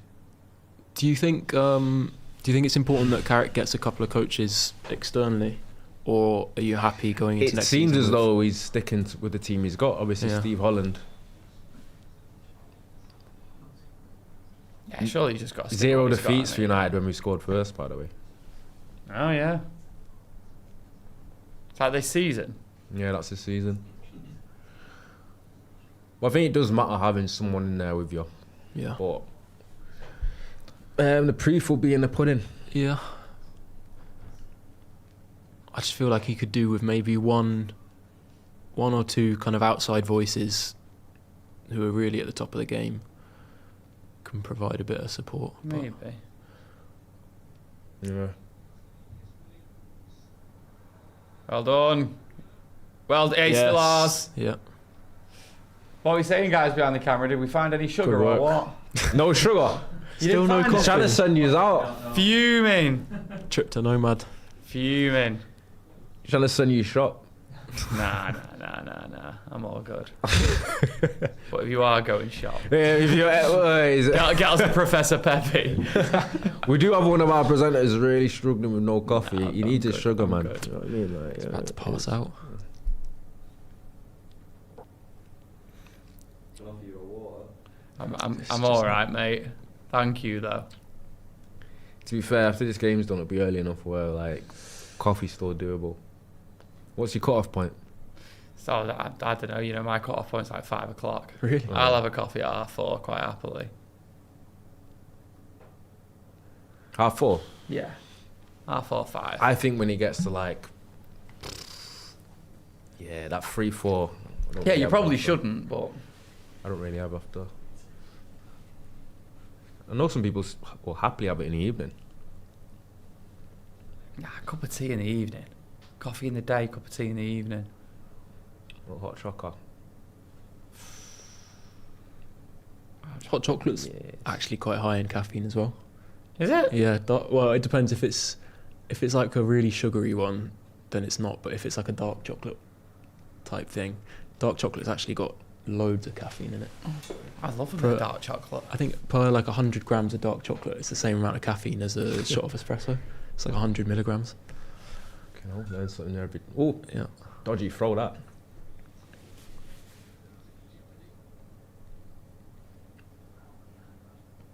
I love this because then it's like if it stays like this next Yeah. weekend, just get all the kids out, man. No one cares. Yeah, because if you You got better third start with secured, them. it does matter though. Like obviously, the 21s and 18s having a game 24 hours ago doesn't help, but the other factor of the senior players in the Oh on yeah, the I'm not bench saying like where, play like, all it's hard. kids, but like play no, not playing, but like But I think when if you leave them out of the squad, it's just sometimes. Well, I think give them, if they're set to leave the squad, give them their send off today. Oh, shit. chance. Oh, Great what a save, save! Lamont. What a save! Brilliant. Here we Well go. done, United. Hit him on the break. Oh, that's class. That is class. Go on. Come on, classic United goal this. Cunha, make the right decision. And Bimo!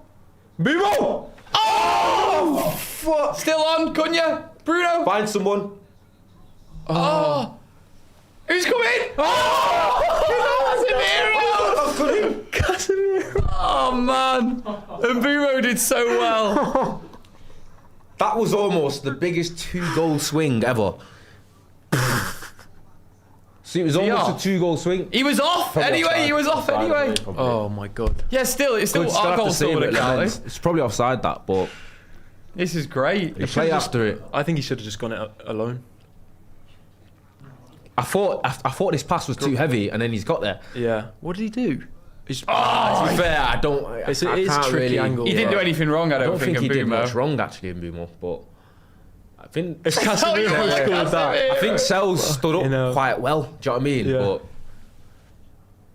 That's your chance, Casemiro. Oh. Oh, he didn't even do that. That's it. go on, Dallo. Bobby's had a good game. Is this going to be the one game where Dallo That's finally standard, figures out how to shoot? That's pretty standard though for Manu these days. Yeah. Oh, that'd have been such a Man United goal. That's so annoying. Well in. Come on. Go on.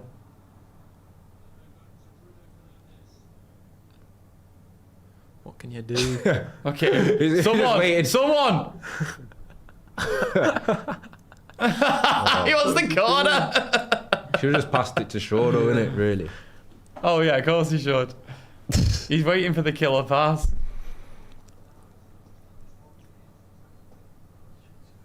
Can he score from this angle? It's the way. No. Oh, I think you've got to It's score that. No. Oh, I think you've got to score that. Do you reckon? Yeah. It's not even that wide of an Have a angle. look.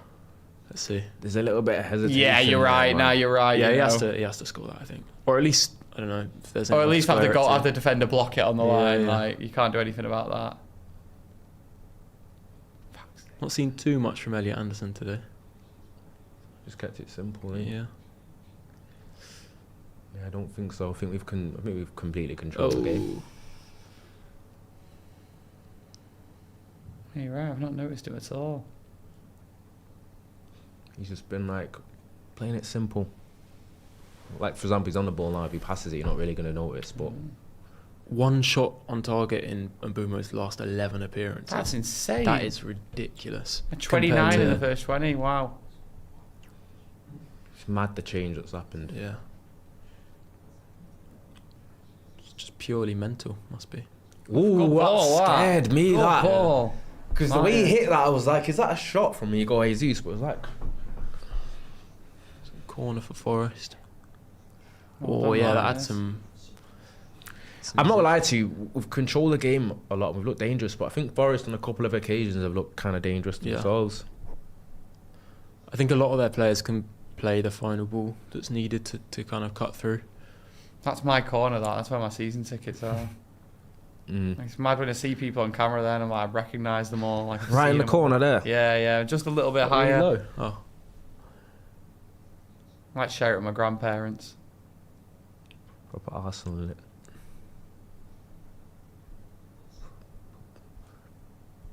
get it Proper Arsenal in out. it.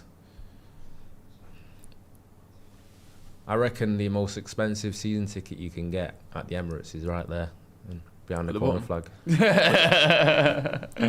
Get so much action. Easy, Luke. Ooh, I don't know. Well done.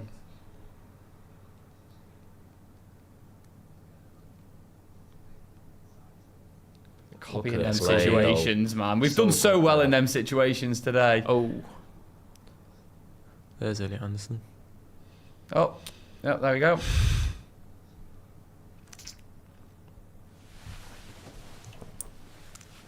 Well done, Cassie. I'm so annoyed that Casemiro shot didn't go in. Would have been Such a weird way an to. It would have Casemiro goal. almost been similar to the Luke Shaw one where Yeah, it just yeah. arrived early and sharp.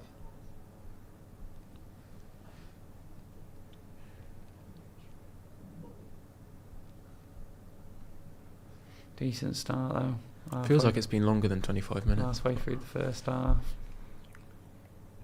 Yeah, it feels like a long half already.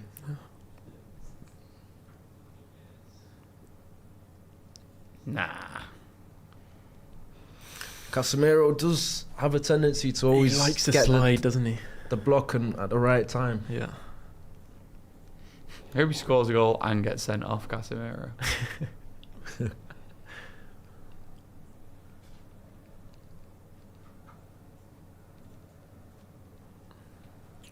They are a big side as well.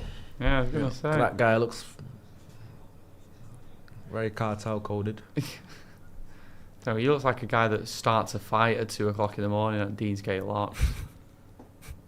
Starts a fight or just ends up being like mad drunk. Yeah. You know when people are just them guys are 6'4". Like, What are you looking at? I'm big like, what you? drunk. Oh, yeah. To be fair, they're not the ones who usually start the fight, are they? The 6'4" lads who can actually handle Whoa. themselves. Oh. It's the little rats.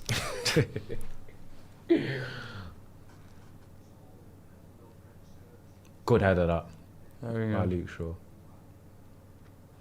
Corner's a bit dangerous though. A bit whippers. Whippers.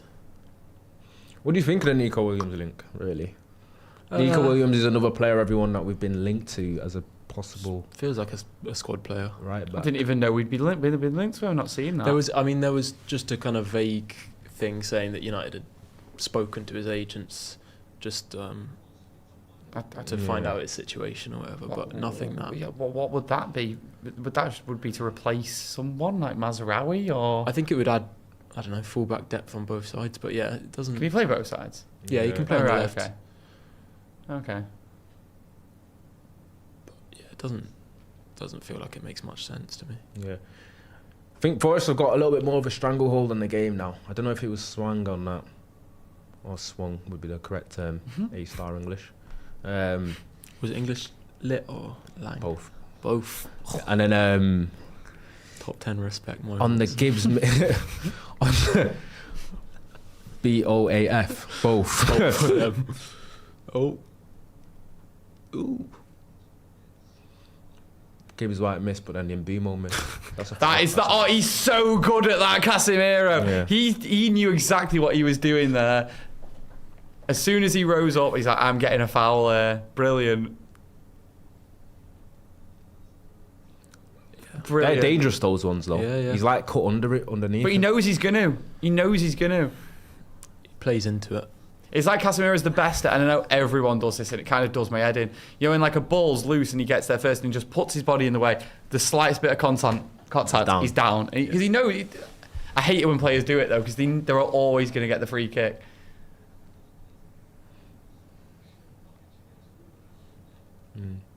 Oh, Lamont. Yeah, it's a foul. It's a foul. Well done, Cobby. Dangerous, that. Exactly what he did against Liverpool. Yeah, Yeah. Liverpool coded.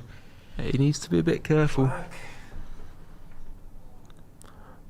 I think he's lucky Cobby's the player receiving Yeah, that. he is. Yeah, that he can he cleverly got his body in the way. In didn't fact, he? if it wasn't Yeah. a foul, he'd kind of be okay, but...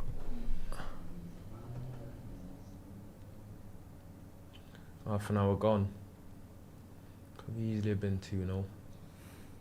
But there's been a few cause for concern moments from Forest who kind of grew into the game recently. But I don't think it's necessarily anything to do with what we've done. Like, obviously, that was a direct mistake from us, but there's nothing where I've been really disappointed with how we've defended or anything like that. I just think Forest are quite a decent team. They're going to create the odd chance. And that's fine, as long as we do more. Switch from Cobby. It's come deep a lot on the go beam, on. hasn't it? Oh. Took him wide there, innit? I feel like Took him a Bruno's- bit wide, innit? That Yeah. one?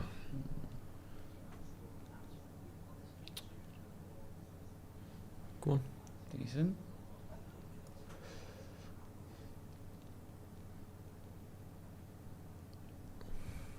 Careful, Cobby. Can't really get It's the a bit ball. congested you over there, isn't it? Yeah. You can't get the ball off Cass in them It's situations. good play, though, man. It's good play. Nothing there. Switch it. Keep it. Oh, Miners! He's got That's to it. shoot. So in them scenarios there, I'm thinking, is he going to pass? Is he going to shoot? He doesn't Took the want to shot. shoot. You can tell he doesn't want to shoot. Just class from Martinez there. Was anyone on? Not really.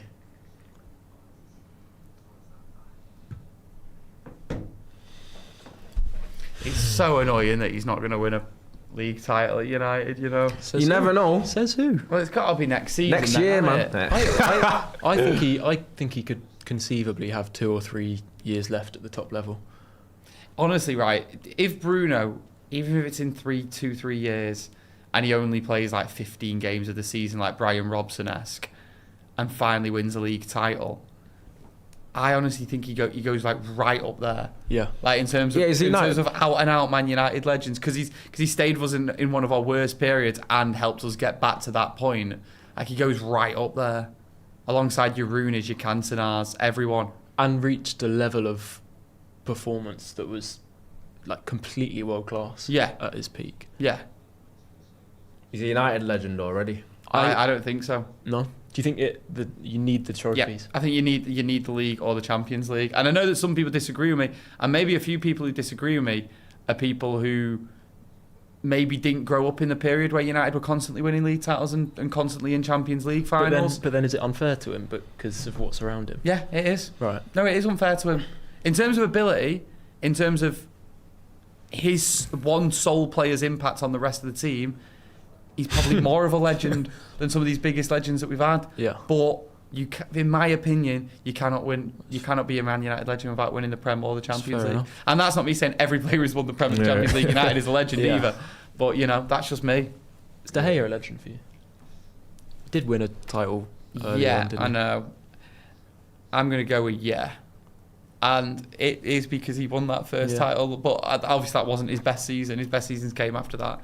What are the rest of you saying? I think he is. For me, but I mean, I'm young, so Bruno Fernandes has been United's best player for a lot of the years that I've been watching. Well, not a huge portion, but he's kind of the most recent one in my mind. So for me, he's a legend. But that was, I'm not gonna lie to you, sorry, I went silent. That was very close there. Yeah. Cross from Anderson. Oh, that was near post. Near post there. It's a good cross. Free header. Yeah. Feel like we walking a little bit of a tightrope. Yeah, they've definitely got more of a hold on the game. In the This last is where 15 United years. need to do their patented sucker punch. Yeah.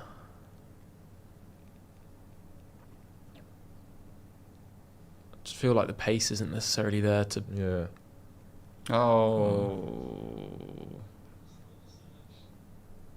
he He slipped. slipped, He he slipped. slipped. No. Yeah, never a foul. I mean, he did get fouled after he slipped. But it don't yeah. matter. Better than that, Bruno.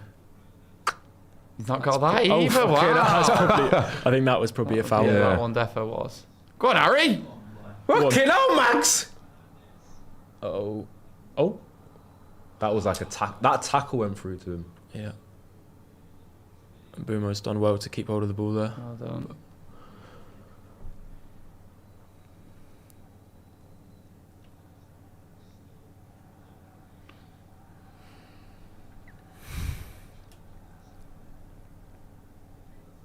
It's like every time they have an opportunity, we're back up the other end instantaneously. I'll take it. Rubbish. There we go. Easy. See, So what are you saying then, Ronnie? Is Bruno a legend? I'd say so. Yeah. I don't like it's just a personal thing. I think I totally get why anyone would say that he is. But like, I just feel like, honestly, if he ever won the Prem or the Champions League, Yeah. I think we're in statue territory. Honestly, not many players get statues at United. I envisage Bruno in like 10, 15 years possibly becoming a Manchester United manager. I see it. I Do you reckon? I think see he'll him be being a one of- future Manchester United I think manager. he'll be one of the top coaches You're magic. out there. I can see him being a great coach. He seems to have such a good football mind. Yeah, every And he speaks manager well. and player that he's been with have all said that he's got such a good understanding and such a kind of coach's attitude. Well, how can he be Man United manager in 15 years when Carrick's going to be the manager in 15 years? And we're going to have Carrick. this Ferguson-esque After winning era of 10 league dominance. titles, Yeah, Carrick will exactly.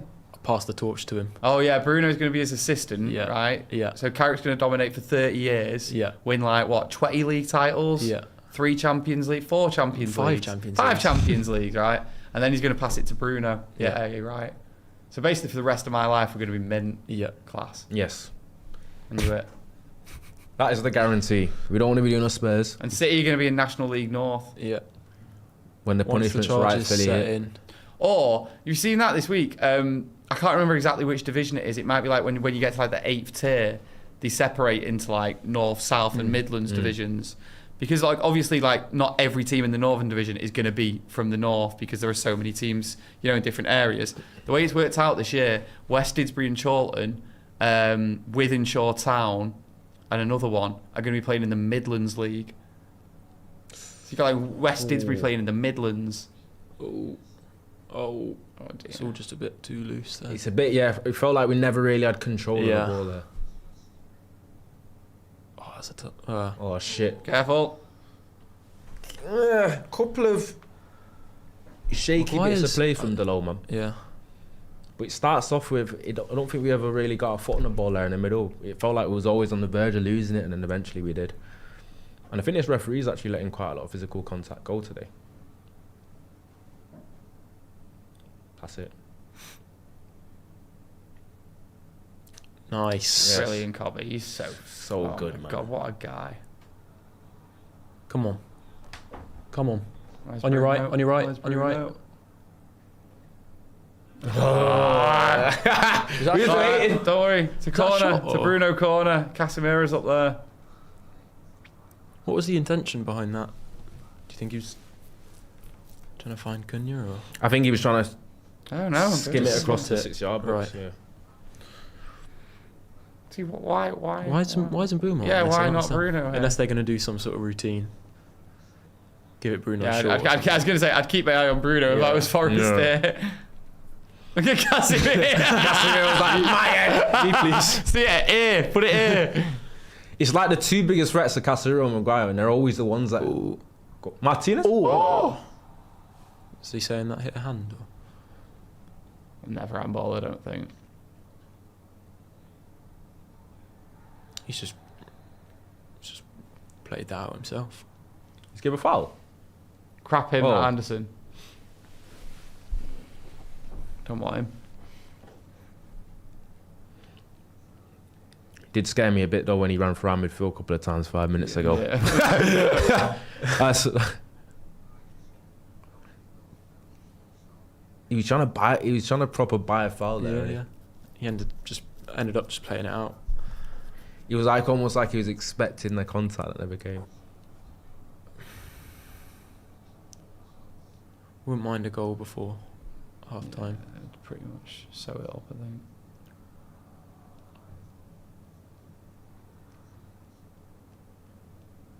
Ooh. So the thing we've got to be careful of in games like this where there's not too much on it and it's easy to take eye off the ball is our half-time record. Oh, that's never a foul. I think that was more follow through, but he didn't. But he- did get the ball, but I think he's got lucky with that. As a foul, to be honest. Yeah. It's like I don't know, man. What's a foul these days? He's got the ball. His not his really- feet stay low. Realistically, it's not a foul, but they're just always gonna do. Oh, it's follow through. Yeah. Never seen this rep before in my life. What's his name? Michael Salisbury. Salisbury. I love referee names in England, man. They're always like The most English. so names. British, like Yeah. almost in a good way. Like Darren England and I mean, you can't Yeah, really you get more of an can't English get name, more can English you? than Than that?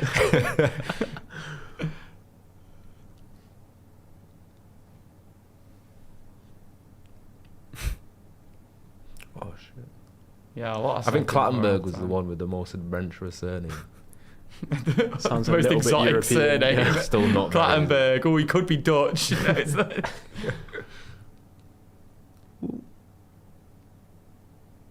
Come on.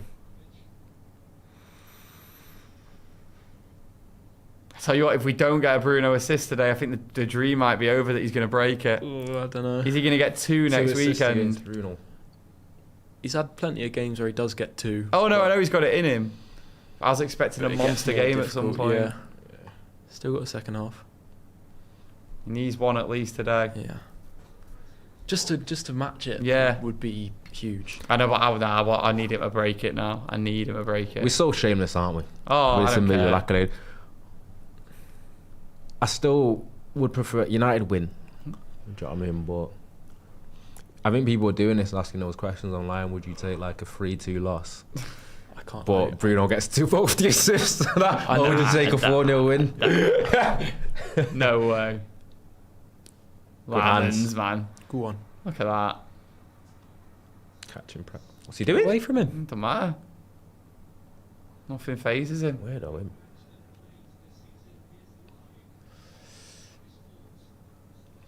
Come on. See the areas Cunha pops up in? Yeah. Not. There we go. Okay, now? Unlucky Ooh. Bruno. Corner. Alright, let Bruno take this Little one. yeah. mini opening there. Yeah, he'll take this one. Oh, he's Wanna got take a him shot. quickly? Oh. And again. Still got it. Why is he doing it again? What's he doing? Oh, Bruno. He doesn't want it. The low whippers. Oh, that's a good cross. Oh. Ooh. Not a bad effort. Am I jumping up like a spring chicken there?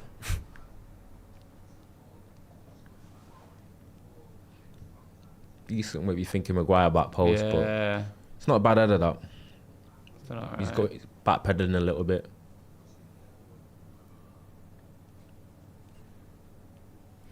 All right. Game has definitely slowed down, and it Yeah. did have a bit of a quick start. Ooh. All right, Luke. Okay, now that was Head Phil. first, really. That was Phil Jones. That Yeah. Putting his head on the line. Phil Jones coded. Nemanja Vidic, remember him? Mate. Used to love blocking stuff with his head at feet height. Love that guy. I remember watching the John Terry one live. We got knocked out. Oh, yeah. I remember in school the next day, a big rumour went around school that he was dead. And we all believed it as well. Like, no way, he's dead. Oh. Well done. You know, well done. I think he got away with the fact he missed control at Chris Yeah. Wood though. So it gives White with the ball. Trivella. Yeah, Trivella Ugh. little. Chris Wood couldn't control it. Nasty. Good covering though by Martinez. I always thought as a professional footballer in the Premier League where you're on TV a lot, like how much pressure is there on you consistently having a haircut?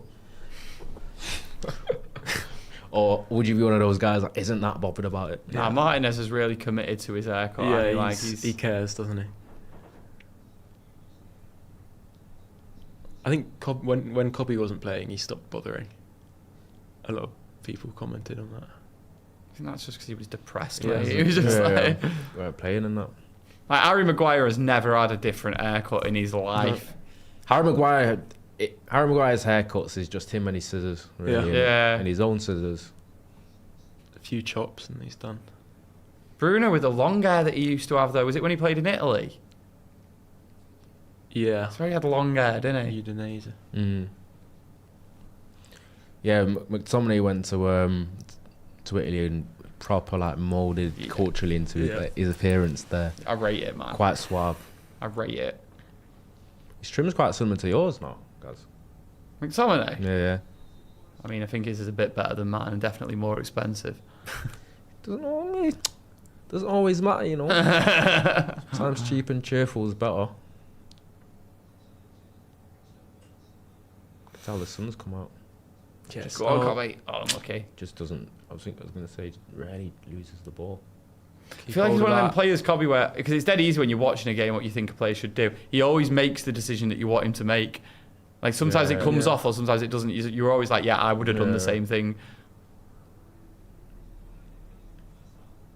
Just 1 minute. One added added on. minute of off. I feel like you aren't going to get long stoppages now in these games. Nothing controversial has really happened, has it? Nah.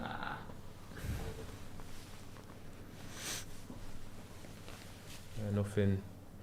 Especially when there's like some of the added time that you get though. Like I know there's a lot of stoppages in football, but I think some of them are so exaggerated.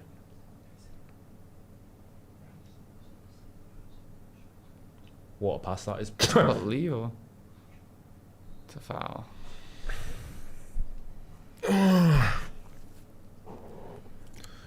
Should be it for the first half. 1-0. Decent, I think. Plenty of positives. Yeah, I'd say so. I think United have actually been all right when we got into the. We've huffed and puffed quite well. Yeah, I think we've. It's a So game it's that we don't need to be bothered about. Yeah, exactly. Half time, Manchester United 1, Nottingham Forest 0.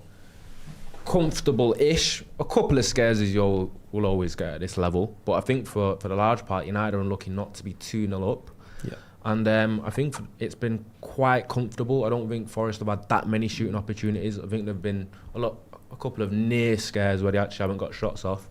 But I think there's more goals in this for Manchester United, but I think Forest do still look like they present that little bit of danger. What do you think of the first half? Yeah, I'm fairly happy with that. Obviously, like we said, going into the game, the stakes aren't that high. So I think at points there's been a little bit of a lack of intensity, especially in the latter stages of that half. But we've had some bright moments. Obviously, really good getting the goal nice and early. Would have been nice to get a second before half time, and there were definitely opportunities. I think Casemiro went very close, and Bouma, I think, should probably be scoring his chance when he takes it wide. Yeah, but I can't have too many complaints about that. Yeah. You do have to be careful. It has a little bit of the Sunderland feel though, in terms of not quite as bad, but it does feel like sometimes some actions from the players are a little bit lacklustre. You don't know whether it's to do with the fact that it's just the end of the season, a little bit on the beach. I'm not going to act like we were really sharp, but I thought there were a couple of moments where we put some decent football together. But I think both teams, it does feel like a little bit of going through the motions. A little The season's bit, almost but- over. But I've been somewhat happy with especially on the ball, how United have played. Though it certainly doesn't seem like they're just on the beach today. Especially when you compare it to the Sunderland game, it's very different to that. We look like we're capable of creating chances. We've obviously proven we're capable of scoring goals. I think Bruno Fernandes is still finding himself in space in the right positions. Casemiro's had an effort. These are the big things that we were looking for before the game, and it's looking all right at the moment. Yeah, it does. Bit semi-testimonial vibe, innit? A little bit. Casemiro's last game, brought his yeah. kids out, new kit on the show that I'm not quite sure about. But 1-0 up, we can be happy about that. We're not going to be waxy lyrical over the performance. I think it's just been quite... I think both teams look like they're in second gear-ish, do you know what I mean? But I think there's still more goals there. I think there's a couple of moments we could have been a little bit more sharper in the final third. Obviously, in Bimo's chance, Ahmad, when he had that chance to find 3 people in the box and he's completely missed them behind the box. I'm not quite sure how he did that. But I think we've got to be careful when we're playing out as well. I think Lemens almost got caught out a couple of times. But I think it's been a game that swung here and there. We do look dangerous on the counter, which we always do. But for me, it's one of those halves of football where you kind of just like, it's all right. Yeah, It's all right. Yeah, nothing that special. I was impressed by Gibbs White for Forest. I think he was probably their best player. I like Gibbs White, mate. Yeah, that Trivela pass into Chris Wood is impressive, and I think when people talk about possible long-term Bruno Fernandes replacements, he's someone that I wouldn't mind too much. I'd have him ahead of like a Morgan Rogers personally. But yeah, they've definitely got good players, and the game's not over. Yeah, the game's definitely not over. I'm going to have a little bit of a look in the chat. Get your comments in. Let me know what you thought of the first half. I'm just scrolling. Joshua Barwater says, I hate that I'm going to have to pretend Elliot Anderson's crap next season when he's at City. Just hope Mr. Miraculous refuses to let him go. I think Elliot Anderson's a top player. I don't think he's a £100 million player, though. Do you know what I mean? They can be... I know people just either say he's rubbish or he's great. I think he's a really, really good player, Elliot Anderson. Is he a £100 million midfielder? I don't think he is, but I think he's still like a marquee signing. I still think if he's like around 70 million, 80 million is probably his true value. I think Mr.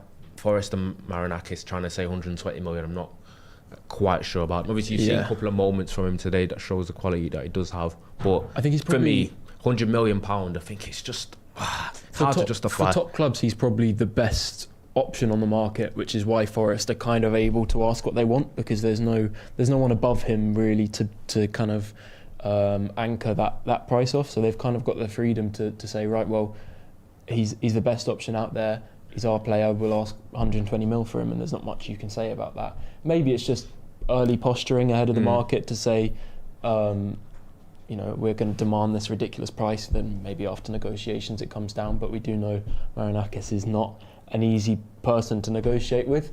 So yeah, it'll be interesting. But like I said before the stream, I think I would love Elliot Anderson at Manchester United, but there are alternatives at much more accessible price points. I keep going back to Mateus Fernandes, but I think he offers some similar qualities, and I think you could end up saving a lot of money. So yes, it'll be an interesting one to see how it pans out. I agree. He's definitely a top player. Shane Gates has said not a priority, but what do you think about a new potential right back? I think they are looking at the fullback areas, obviously with Delo and Mazraoui not exactly being elite players. I think the fullback areas are definitely positions where United could upgrade. Obviously one of our fullbacks has scored today in Luke Shaw, but we do know like Luke Shaw's in the twilight of his Manchester United career. So I definitely would agree. He says thanks for the content. We say thanks for your super chat and thanks for the support. Yabish Shibs says Martinez looks more like his normal self, and we really miss Sesko up top. I think Martinez has been decent today. Yeah. He's covered well, he's defended well, and we know how good he is on the ball. It's just about getting a run of fitness and sharpness into him, because he has been in and out of the team. He's had some couple of bad ends in terms of injuries, and obviously he had the 3-game ban. So it's been a little bit intermittent in it, and I think centre half is one of those positions like many others where you do need tempo, you do need rhythm in the match, you need to get like your minutes in. I know we wanted Aidan Heaven to start and play, but it wasn't to say that Marty isn't a good player, because I still think he is. Absolutely, yeah. He's had a good performance. I think he's been one of United's better players, and he does offer something unique in terms of the quality he has playing out from the back, stepping into midfield on the ball and playing those passes across the ground, but also he's capable of the long range stuff. But yeah, when it comes to kind of breaking down a low block, I think he's really, really important, because he can do things and find little pockets and find players with passes that not many other players at United can. And I think defensively he's been quite good today. He's read the game well. He's cut out a couple of dangerous passes and generally done his job. So yeah, really happy with his performance. And yeah, like I said, I wanted Aidan Heaven to start, but that's not to say that Martinez isn't top. So yeah, pleased with his performance. And I think Maguire as well has been solid. I think as a pair they've done their jobs quite well. Yeah, I would agree. We'll get Gaz's thoughts when he comes back from his potty break. Someone has asked whether he's had Botox. I'll ask him when he returns, and then he'll give you an answer. But do you know what? These games are always difficult to analyse at the end of the season. I think there's been a couple of decent performances. I thought Mainu was really good in the first half, but that's become normal for him now. Yeah. But It's kind of the expected level that he gives now, isn't it? a lot has been made, by the way, of Bruno and the assist record and breaking it, and we've all been quite shameless in saying that we wish that he will break it. But some people have been asking in the comments, do they think that Bruno is trying a little bit too hard? I think sometimes you see him kind of pause on the ball a little bit longer than he might. I think usually he'd kind of release it quicker and keep play recycling. But I think there have been times today where he's kind of stopped on the ball and thought, right, is there an opportunity here? I will take control of the chat.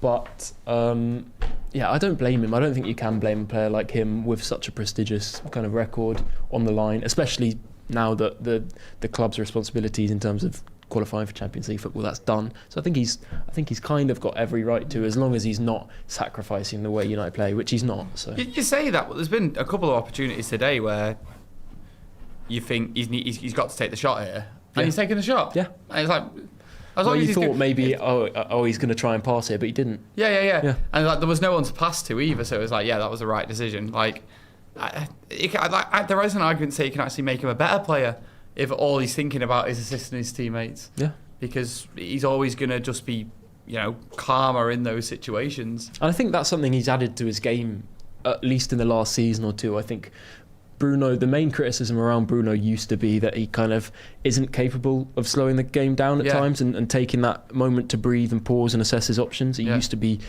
just unbelievably forward thinking. Every single time he was on the ball, it's what's the killer pass that I can play here, what's the ball that will get us furthest up the pitch and closest to goal, which was obviously very valuable, but you do need to find that balance. And I think him striking that balance in the last season or so is what's taken him to that next level in terms of being probably undisputed the best 10 in world football, one of the best midfielders in the world. So I think adding that to his game has been fantastic. Like you say, him wanting even more to go kind of exclusively for assists could up his game even more, because it keeps him calmer, doesn't it? Yeah. Like you say, slowing it down, it keeps him calmer.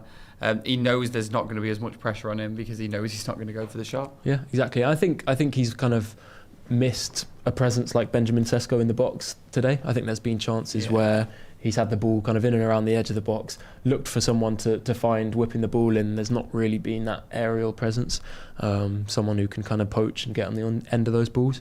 But yeah, do you think we've missed Sesko today? I always think we've missed him in some ways just because of the things that he offers on paper. But Sesko, like, he will have some good games and he will have some poor games. So there are plenty of games where he's making the right runs all the time, and it doesn't just help him, it helps his teammates around him. There are plenty of times when the ball's coming into him and he's not quite able to do what he wants with it or what we think that he wants with it. I think it's harsh to say, like, would we have been better with Šeško today, when I don't think Mbeumo's done much wrong. I know some people will look at that chance where he's at the post and be like, he really should have scored there, and I get that argument, but he's put himself in a situation where he should have scored there with what he did in front of the goalkeeper, because I don't think there were many players, Šeško included, who would have been able to do that. I think Šeško can on his day, but it's not always his day. Has Cunha had a terrible game so far? Not necessarily, and Ahmad, I know that he's not been in great form, and I know that he's not really done too much today, but like, he's the player that I want to see get a goal or an assist. I really want to see him feel do like something. he just needs it, doesn't he? Yeah, because he does. we know the quality that He's a good he's player. got. It's not like he's been out with really bad injuries that have affected how he's played. It seems to be a mental thing with him. And I really hope he can find that form again soon, because the way that some people have been talking about him is like he's a player that we kind of have to move on this summer, or is better at another club. I think there's still years ahead of him. He can still get better. Obviously, he's now coming into the years where he needs to be able to produce reliably. But I think that can still come with him. So I think, he's still a top player. Jojo1991 with the super chat, thank you, says, did any of you see the Soboslai new Gerrard slip? I did actually. Yeah. I didn't see much from that game, but I did see that. I saw that. I didn't watch the game, but I saw the clip, and that's why they call him the new Gerrard, isn't it? Yeah, I mean, if been calling him that for years, turns out they were right. Yeah. Duncan3292 says, no, Sesko doesn't start well and not great off the ball. Much more effective from the bench this season. He is good off the ball. I think for me, he's very good off the ball. I think that's one of his strengths. Good, both in terms of how he presses and also the positions that he takes up. And he I know the statistics aren't the be all and end all, but he has the highest XG, non-penalty XG generated of any striker in the league this season, which is usually a metric that indicates that you're moving very well off the ball and finding the right position. So And as I said before, it helps his teammates a lot as well. There are the things that you might not notice until you watch the game back, and you're like, oh right, okay, he has that space because of that run by Sesko. Yeah, absolutely. Ronny and Eric Nielsen says, all our players want to cut in, even Mbumo and Ahmad, nobody taking on players. And I think that is true. Something that he can offer is that width and maybe the ability to go on the outside, whereas almost all of our wing options, I know Cunha's not really a winger, but he does play on the wing, and Mbumo, Ahmad, everyone does have that tendency to want to cut in. Often they're not getting a lot of luck there because it's quite predictable. Premier League defenders can most of the time deal with that, and I think some of our players struggle to get the separation for the shot. So I think that's why a winger is one of the things that we're really looking at in the summer. So what type of winger then? Like a left-footed, left-sided? No, I think you still have to go for a right footer, right, like a traditional. Well, I guess now it's become Yeah. traditional, but it wasn't traditional before. Conventional left winger in today's game, I think you still need to look for someone that has a lot of pace, someone who is strong in 1v1 situations, can take it, both on the inside and the outside, and provide a bit of width. I look at the winger market and I'm not really inspired by many of the options. I think there are some young players with promise but aren't necessarily at that level. I think someone like, have you looked at Yan Diomande much? No. He's kind of the premier young option that a lot of European clubs are looking at, but I think there are parts of his game that I'm not sure about. Would it be the end of the world though, getting like a left winger who's maybe not the most expensive, who is a young option? Because then you have the option of Cunha, Dorgu and him, and it's not like we need a left wing. It's not like midfield where we need a guy to be the guy. Yeah. Well, this is kind of where I'm leaning in terms of recruitment, is that I wouldn't mind us going for a really top left back, someone like Lewis Hall, and then maybe going for a slightly maybe riskier left field option at left wing. Okay. Because I think Lewis Hall feels to me like someone who's nailed on to be playing at a very high level for years to come. I don't look at really many of the left wing options. I don't know about you, Ronnie, but I think the left wing market's a little bit questionable at the moment. Yeah, I think the left wing market isn't the best. I'm sorry, I was aware a little bit. It was a quick bowel movement. But anyway, a super chat's been ignored when I've not been here. That's unforgivable. I thought I got them. What? Let me find your super chat, mate. I apologise. I've read that one. I've read that one. 1991s. What super chat have we missed? Oh, have I missed that? No. No, there's not been a super chat missed. False accusations. False there. accusations. Unless is it one that Paul Smith. you can like pop up. Have a look for you, mate. Sorry if I have missed Sorry, one the of those, second yeah. half has kicked off. Anyway, we are officially into the second half. Hopefully United see this game out. A couple more goals will be nice as well. Absolutely. I think a lot of people were quite not despondent, but thinking the first half was a bit meh. I think it was a little bit better than that. I thought it was better than I expected. There was some I'll be nice honest. moments. I thought it was we could have had a very similar Sunderland fiasco here today. Yeah. We've not had that. We've done well to avoid that not happening great. again, basically. It's probably just the vibe, innit? It's going to be a good vibe at Old Trafford today. Old Trafford record on Oh, the here we line. are. That's Cannot- it. Half-time record. That record. Oh, no. No, go on, Martin. That's Yeah, easy. That record has to be eternal. Yeah. Oh, my God, Lamans! What is he? That was a bit. He's close. behaving a little bit weirdly recently, isn't he? Some of these passes. Yeah, that's good, though. Luke. Oh, he's getting there, couldn't you? Is he? Oh, he's kept it alive. Go on! Go on, What are you doing? What have you done? Brian Burmo. Ahmad, that was great. He's not himself at the moment, I is thought he? Sell's done us a favour there by not coming out and get. I thought he could have got this, the keeper. But then he just left it, and I thought, yeah. Ahmad did well. Ahmad, yeah, he's got a better. No, that's so not bad, for that. mate. That is shocking. I don't care that it's on his weaker foot. You got to do No. better than that. Oh well, it's a good way to start the half. Yeah, it was, but it should be. Should be 2-0. That should be it. Got to score that, man. He really needs to find himself again next season. Because he's he's off it, isn't it? Yeah. Oh, Paul Smith says, since Christmas, Hoyland, Ahmad, and Beamer been Hoyland and Ahmad been Anthony. Paul Smith says, Gaz, Brian Robson was a United legend long before he sat on the bench for one league title. Stop talking complete bollocks. But that's all. It's a bit harsh. It's all opinions, though, isn't it? At that point, United hadn't gone through the dominant spell of winning Premier Leagues and Champions Leagues, and then it got to the point where all of our legends from the 90s and noughties had won a league title and a Champions League. Brian Robson would have been a legend for what he did at Man United because he helped them through the roughest ever period. And was obviously winning cups and winning trophies in that period, but never winning the big ones. And then at the end, he signs it off by being involved in a squad that wins the Premier League title, wins the league title. Obviously, at that point, the definitions on what a legend were different. And for me, growing up, I was born in '95. For me, growing up, based on what United did in terms of winning the Premier League and Champions League, you have to have done that to qualify as a Man United legend, in my opinion. And Bruno Fernandes, if he was involved in a squad similar to what Brian Robson was towards the end of his career, where even if he didn't play that much, but United won a Premier League and Champions League, or a Champions League, he goes right up there alongside the greatest ever legends the club's ever had, in my opinion. I feel like I think that's very fair. People disagree though, man. Yeah. It's fine. Yeah, it's fine. Full-Time Productions has also said players like Mbouma profited off the Brentford system this season, has proved that Igor Thiago has slotted in and taken over those goals. Jojo99 says, did anyone see the Jobo slip? Yeah, Shabazlai. We've got that one. Yeah.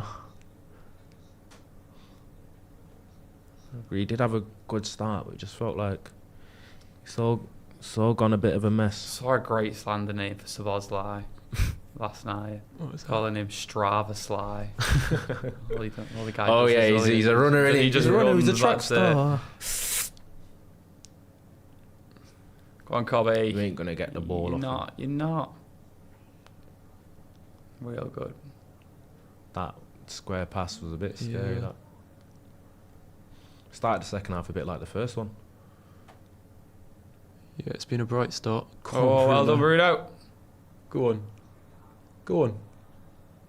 Corner that. He did well there. Bruno. You got to take it, Bruno. You got to take it. Come on, here we Come go. on. This is the Bruno ball in, the Casemiro header. Yeah, this is it now. This is all that we want in one movement. Come on. Don't put the camera on Big H. Put it on Casemiro. There we are. Come on.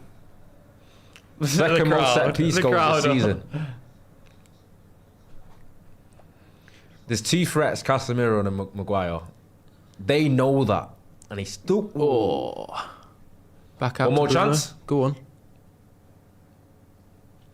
Yeah, I think it took off. What? Yeah. Oh, good touch, Harry. Oh. Oh. Who's there? No one. I thought we were about to Take a see deflection. Did he go for the... He's shot there. I think he did. I thought we were about to see a Harry Thunderbolt there. So tidy today. Oh. Mainu. Not him. That was not Mainu. It's the Mainu that I meant, not Bruno. I don't think Bruno's been tidy. This was the Decent ball from Cunha. clever from Cass. God, lucky. That might have been going top bins, you know, with the spin on it from Maguire I there. don't mind him having a hit there. Why not? Go on. Press. No, come on. Well That's done. lovely. Good ball. Out wide to Cunha. Bruno's there. Oh. That's annoying. Luke Shaw just wasn't quite on it there. He's covered really well. Yeah, Martinez has read the game very really, well today. really clever today. I really like Martinez. I do. I think in terms of ability, he's absolutely a man you want, but I just worry about A, the disciplinary record, and B, the injury record. Yeah. It's like, you know, as good as you are, if you're not available for the periods of time he's not available for, Yeah. That's when you have to ask questions for me. He's so close to being almost like the perfect option for Yeah. United, but there's just a few things missing. Like anyone who has any criticisms about him in terms of his ability, I just flat out disagree with. Like, he's so good. 100%. Letting everyone know what the password is.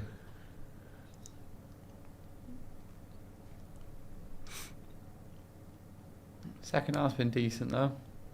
You know, swaz that, didn't he? Yeah. When he hit that, I was like, where was that? Yeah.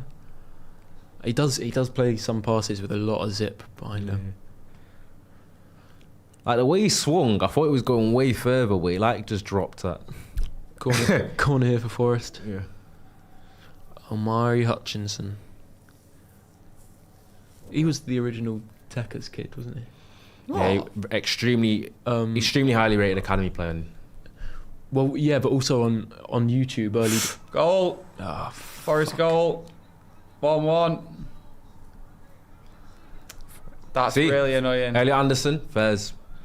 Yeah. Well, poor defending. That's annoying. He's like out-muscled Casemiro.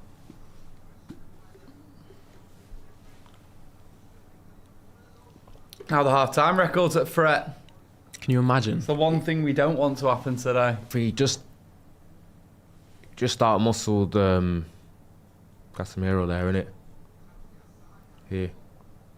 Oh. Oh, He's on. No, he's not. Is he? He's on because Who's? leaning forward, couldn't you?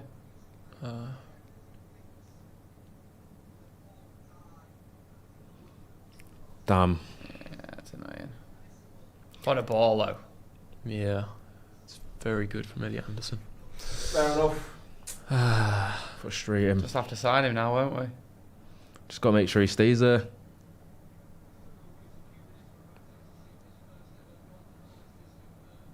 What VAR Yeah. checking? Out.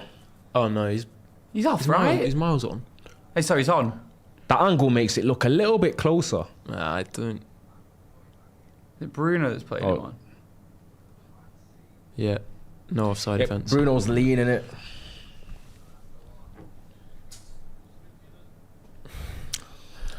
How do we react? Imagine this is the game that we lose our half-time record. That would Be be ridiculous. fuming. All the positive. Oh, shit. Yeah. Yeah. We ain't losing today. Under threat.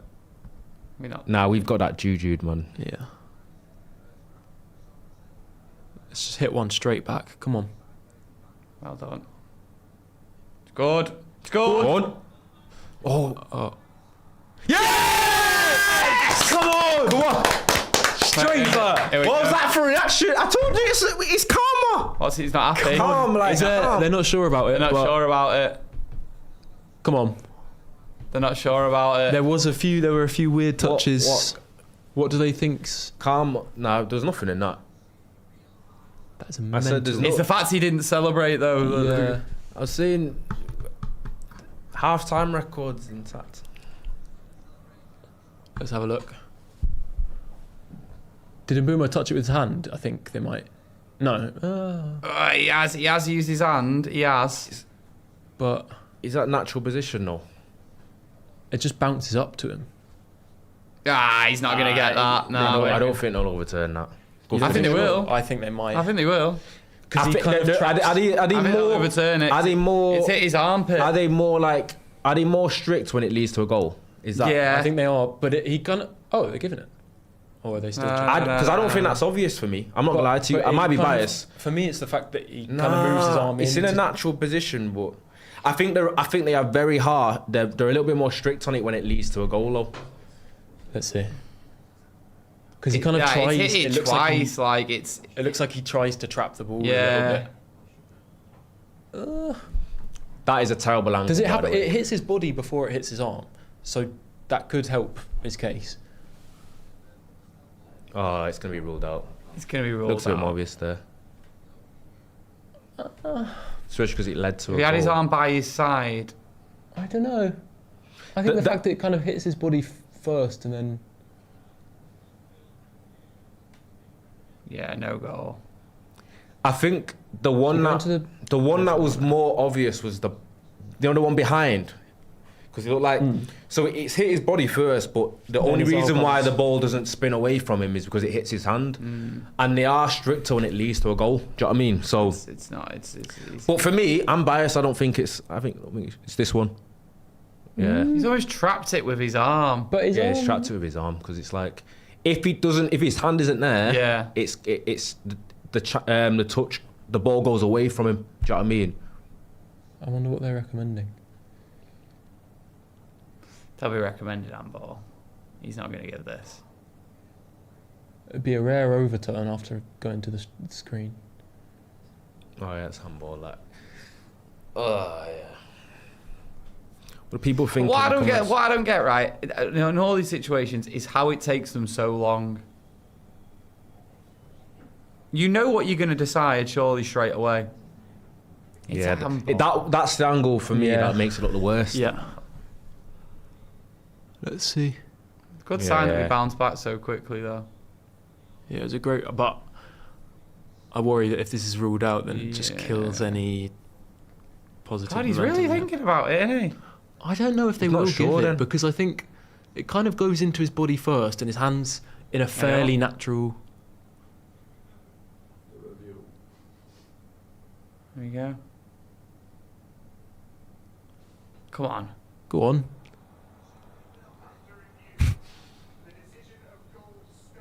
Oh, what's he said? No way! Oh my! He's giving it. Here we go. No, he can celebrate. There we go. That's saved kill up the off. celebration, man. Right, I didn't even hear his explanation for No, that. I couldn't hear. Do we know I'm what he sorry. said? For me, that shouldn't be a goal, but that's just me. Hey, listen, I'll take it. I'll take it. I think I understand Take it, both me. sides of it. Right, because it's I do his- think it's a angle. 50. if his hand wasn't there, it spins away. He's trapped the ball with his hand. Oh my days! I'm not gonna lie to you, lads. We've got away with one. It's not intentional, because it's led to a goal. Because the touch would spin away from him if his hand doesn't trap it. For me, it's the fact that it kind of. He's used his hand to trap the ball a little bit. But the angle behind him makes it look like it hits his arm and his body at the same time. But you can see on the other angle, it goes into his body and then comes up into his arm a little bit. I think the fact that it hits his body Hey, first. I'll take it, me. Also, let's not forget, Anyway, it wasn't Burma who scored that. Yeah, Like, it's a it good was finish. like, three more things had to happen. He had yeah. the shot, it was blocked, it bounced back, and Cunha scored. Anyway, we'll take it. We'll take it. I'm not sure about this celebration. Listen, we'll have it though. I think Did he get his head? his Referee VR, great decision. Top decision. I've always loved face? VAR. Kind of similar, man. kind of similar to the Sesko one against Liverpool, isn't it? Hitting his hand. That one felt even more direct because it's. No, literally Sesko's went in, didn't even touch his hand for me. But for me, though, the hand made no difference in that one. Yeah. It made no Yeah, yeah, difference, so it's like... it clearly... If his arm wasn't there, Yeah. he's still moaning their manager. This is where teams can lose their heads now, though. If the manager just carries They'll on. lose their heads Little now. collapse. Is that his 10th Premier League goal of the season now? Could be. He's caught up. Yeah, he has, Hasn't because he didn't score a lot, did he, Yeah, early yeah. on? He's kind of almost swapped roles with Mbumo in terms of that influence.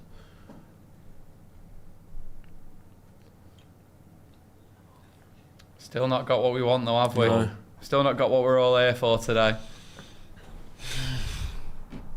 To be fair, they always change the decision when they go to the monitor, but the referees thought, you know what, I'm leaving it. It was right. It was because for that one as well, like no one, I don't think necessarily people would have kicked off at him if he did change it. Yeah, because I feel like oh dear, oh my god, Lemons! Fuck. Who give it away then? How have they let him do that though? I think if you do He's trying change to it, break. Come on. you see the game's a bit stretched now, isn't it? Hero Every ball. time he like winds up.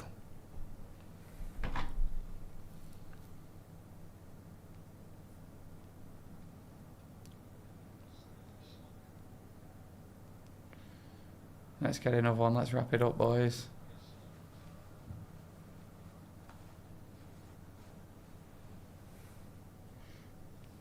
I can't believe he gave that goal. Fantastic.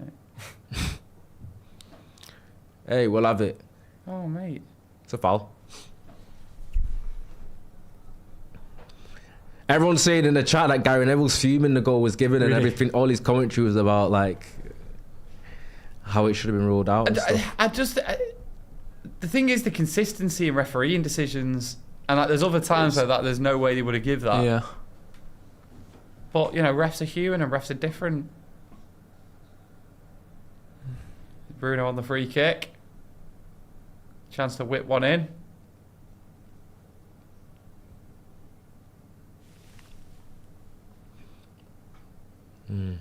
Bruno, ball in. Good. Oh, Casemiro's header, corner. Corner. Won't be this game's won yet. What's that guy's trim doing? That's like a Saints Row character. Saints Row. What a game. Whoa, hey, that is a bit of nostalgia. Saints there, Row man. 1 and Saints 2 Row. were mint. Before before they my started time. fighting in Yeah? space.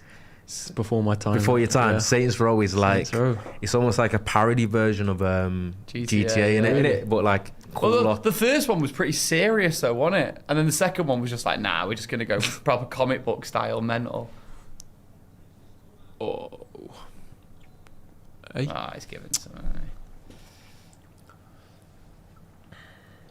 He's giving it.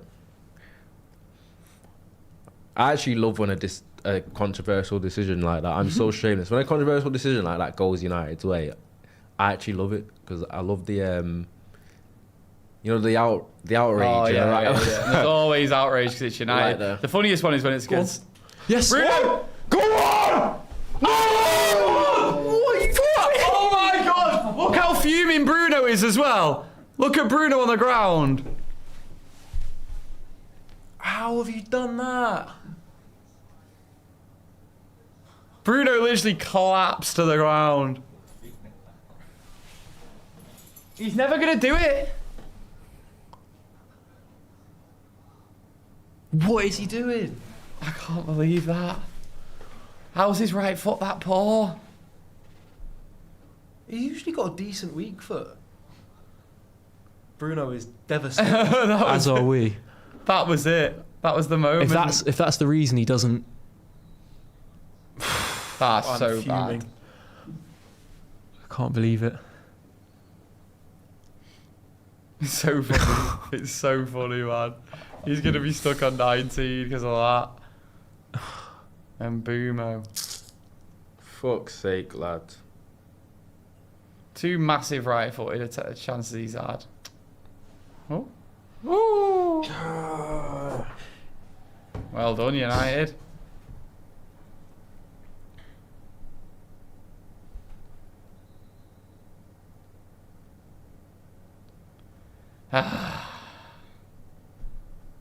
Who's having it? I'm not lying to you, lads. I'm pissed. Yeah, about that I'm miss really, there, man. really annoyed about I that. needed that in Boomo. He He fucking. would have won us the game as well, like. I'm not lying to you. I think Boomo needs the season ending, doesn't he? Yeah. He needs a reset and a half, doesn't he?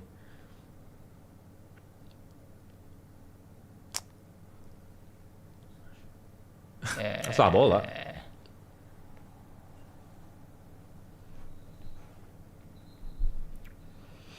What's he What's he doing? saying? Okay. Come on. He's got loads of time. 25 minutes. He's getting an assist. Easy. Come on. Can you imagine if that happened 90th minute against Brighton when he was on 20? I'd hit the I roof, reckon mate. something Sell like that him. will happen as well.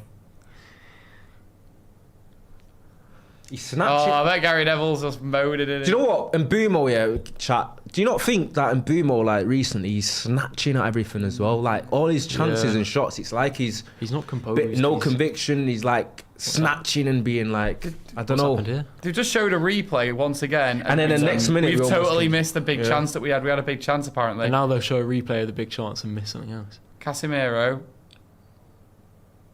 Oh, Ahmad. Oh, Ahmad. good save. Gone out for a good corner. save.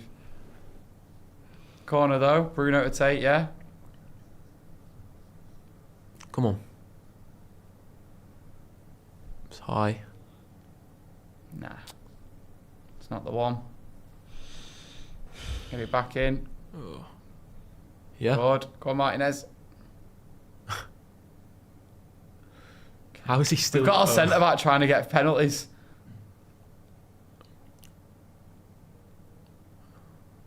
Yeah, well Yeah, well done. done. Well done, Well Diogo. done. You had to win that. It's good covering from us, though. Yeah.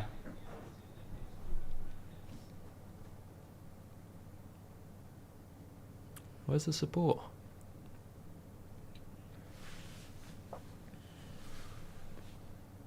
Feels like we don't want to commit too many numbers forward. No, I think go for the juggler. Enjoy yourselves.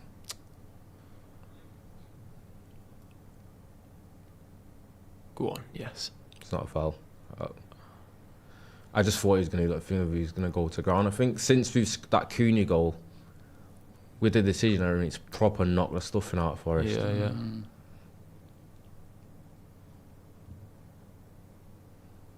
And 20 or so minutes left as well. Well Good done, pass, Harry. that. Good. Go on, here we go. Here we go. Go on. Go on. He was always going to. He should. He didn't think want to pass to Mbumo. Yeah. Then, Bruno's fuming. I think Mbumo was the right pass at the end there, but He's there, Mbumo, there. now, yeah, I don't know.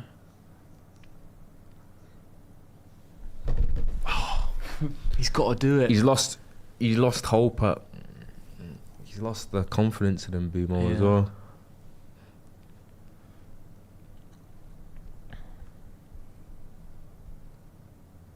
Bruno corner. What? Oh, what are you doing? Cool. Just constantly trying to get the ball. You know what Premier League's like though? I feel like United need to score in this spell. Give us a bit of breathing room because you know that there will be that like 10 minutes or so coming now from. You've won, haven't you? You know, there's that 10 minutes or so coming from Forest. They're making some subs too. Bakwa, Awonyi and Sangare. It's annoying. When the game's tied like this, you know Thingy's not going to make changes either. Carrick. Yeah, he's Right. reluctant, isn't he?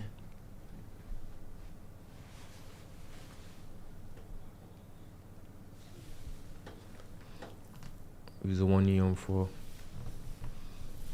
Thinking Richardson, let me guess, Dominguez and Chris Wood.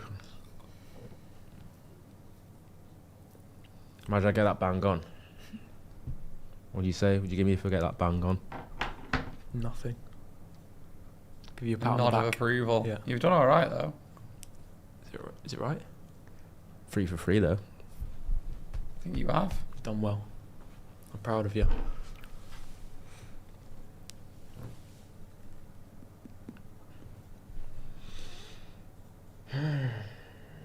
That's the one. Yeah. Knowledge. Educated guess. Sangari's usually their starting midfielder, but Dominguez is alright, but I think Sangari's been very injured. You don't need to play it back there. Good I mean, decision. you didn't need. Okay, just jog up Benito. Oh. So calm on the ball. Yeah. Hugador. How do you pronounce that, by the way? Jugador? Is it Jugador or is it Jugador? Jugador. It looks better written than it sounds. Great pass.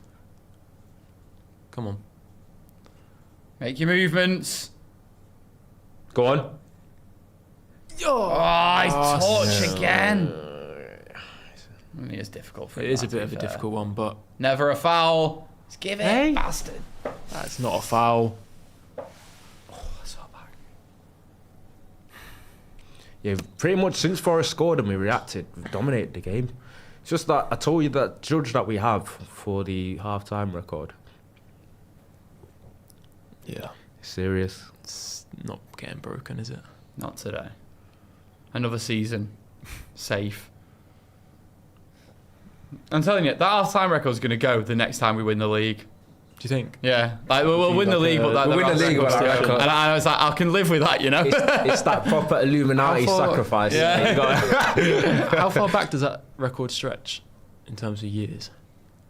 I know it's the Premier League. I don't know how much further it goes before How that, though. deep in, like...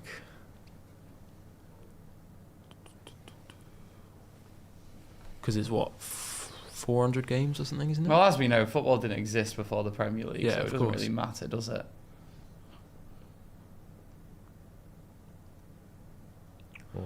Come on. Don't mind that. Good play, that. Oh, he's Good feet, though. well in. There's not a foul. Well done. He's onside. Go on. Yes. Great ball.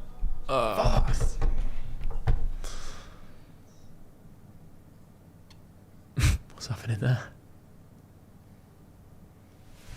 I was like, fucking hell, it was a bit of... First time Forest have been in this area in a long time. Gives White come off? Oh, No, there I he is, don't there he think is. so. He doesn't mind a Trivella. Yeah, he loves a Trivella. We've pretty much dominated this match since we've scored. Mm. Go on. Oh, you've got to be he's- aware. What you Come doing? on, man.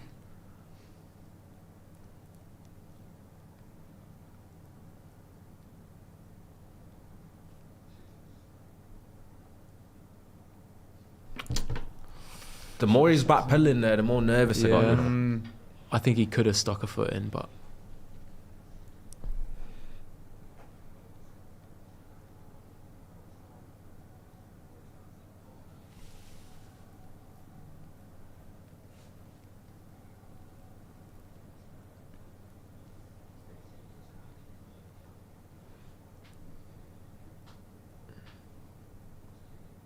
Well done. Come Right, on. here we Good go on the control. break. come on. Where's Bruno?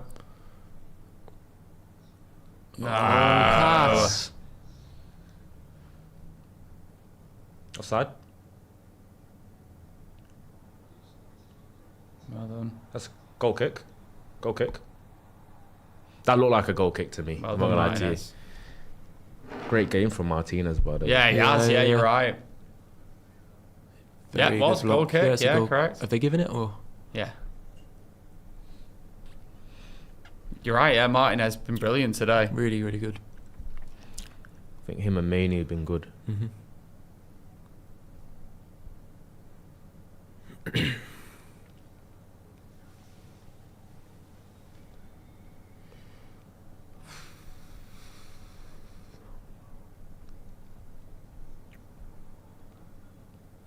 Don't jinx him. Yeah.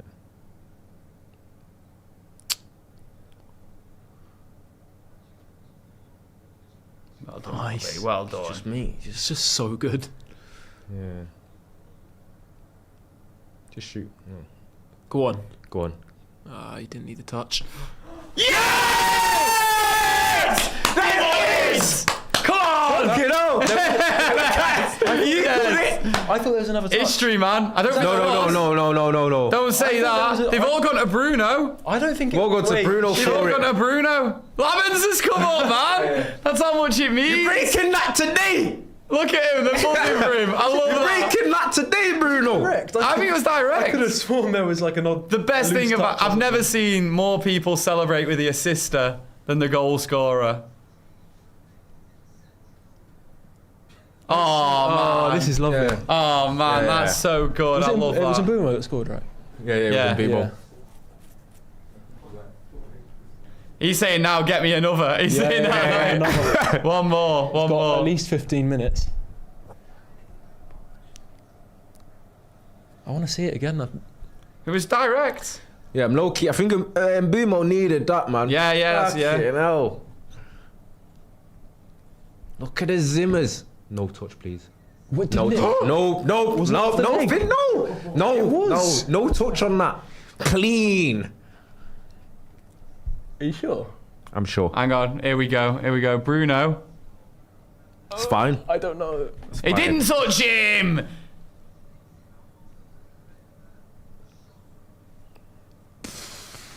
Nah, it's Bruno's. It's Bruno's. Come on, one more now. Let's do it again. Okay, now. Oh, if this is the game. More. Yeah. More. I Let's said- break it tonight. I said 4-1. Today. Yeah, you said 3-1 though, didn't you, Ronny? Oh. Yeah. I said 3. Oh, 3-1 was actually my prediction. Yeah. Yes, Kobe. How good's Cobby been today, by the way? It's unreal. Go on. Fernandez again. Oh my God. Just go for it. Go on. Go for it yourself. Go on. Yes! Oh, can you imagine? If that's how he got it. I hope he gets to assist like that one to Messi. Oh, just yes. lays it off. Yeah. His own half and then- Hard tackle. Never a foul. Whole team's lost their heads now. Yeah, they're way too excited, Yeah. aren't they? I think they're all a little bit giddy. Oh, Elliot Oh my Anderson, wow. That's very Fucking good, hell. though. That is unbelievable. That is ridiculous.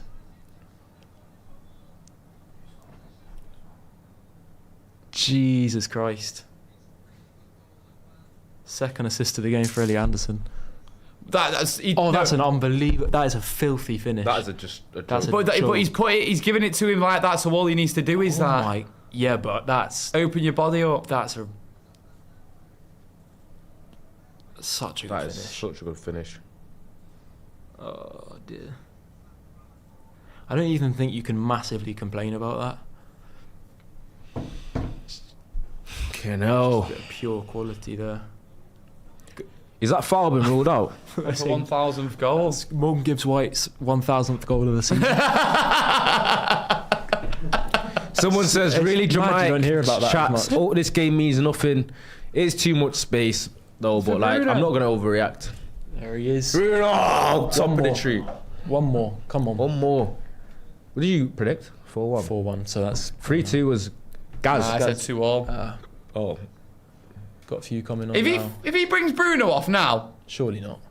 he's not bringing Bruno off. No, is it'll he? be. Yeah. Ahmad will come off, won't he?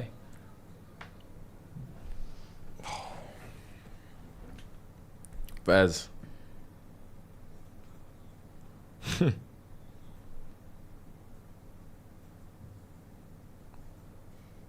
Cunha off and Burmo off. Xerxes, Dorgu, Mount on. Oh, Casemiro is being subbed. what a guy. Unk. He's gone. It's been a pleasure, man. Oh, been this a is real nice. pleasure. It says a lot though that whenever, same with Varane and Schweinsteiger, there's a lot of Yeah. players that have played for big clubs, Bayern Munich, Real Madrid, and they come to United for a bit of a song, and the affinity that they have with the club and the fan base, and they love it. And Casemiro's another one. Oh, man, that's fucking lovely. He looks emotional. Hey, a round of applause in the chat for Casemiro. What a man. On Cas, What a guy. what a guy, Go on, Cassie. what a fella, but what a fella. It's a lovely send off. Yeah, I love that.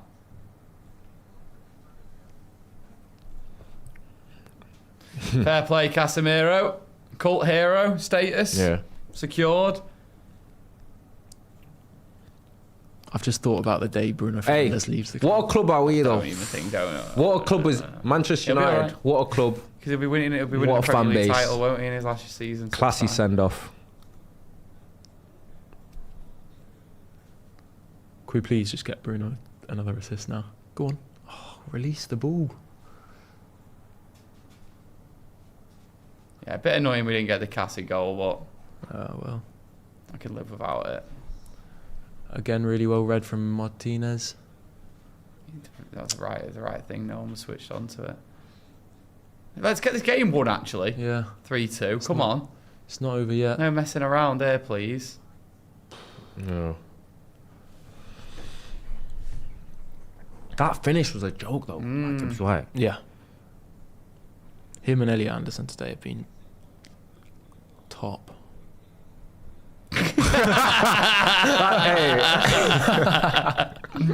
Classic Casemiro. Trademark. One of his last Casemiro actions. He there. got a yellow card. It wouldn't have been right if he didn't get a yellow No. card. That's nice. Oh, Oh, yeah. brilliant. Come on. Here we go. Let's have another Bruno. one. go on, here Bruno. it is. Here it is. Pass. Here it is. Ahmad. He's shooting. Oh. Fuck. Oh. Pass it, man. We're so shameless.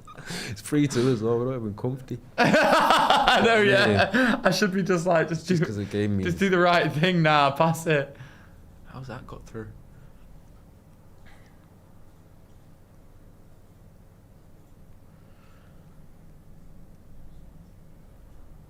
Oh dear. Come on, United. Bit of defending to do. Nice. Nice. Oh, lovely play. Come on, lovely then play. again. Yes. That's the ball. it's He's got a too bit wide. much on it. He's got it. He's got it. Got it. Gonna have Go to be on. special from there, Bruno. Oh, who is? Oh No! Still in play, isn't it? yeah. Go on. Hey, Hey. does he not give that? What a Oh ball. man, I thought that was it. That would have been like one of the best as well. Oh, that would have been one of his best ever assists. Look at that as well. That deserved it. But if you want to break a record for an assist, it's a pass like that. That Daisy. could have gone down as his best ever. Cutter, grass cutter. He must have. He's created like 3 or 4 big chances this game. What are they doing? Oh right, I thought they were checking something then. Did you just say then that Dorgu's goal against Arsenal was awarded goal of the season? Yeah, was, goal of the yeah. season, was it? Yeah. I didn't know that. When did they announce that? Along with like the. The player of the year? Yeah, Yeah. I didn't notice that.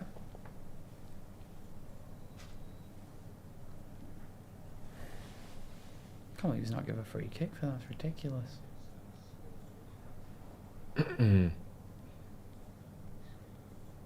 Well in, Baz.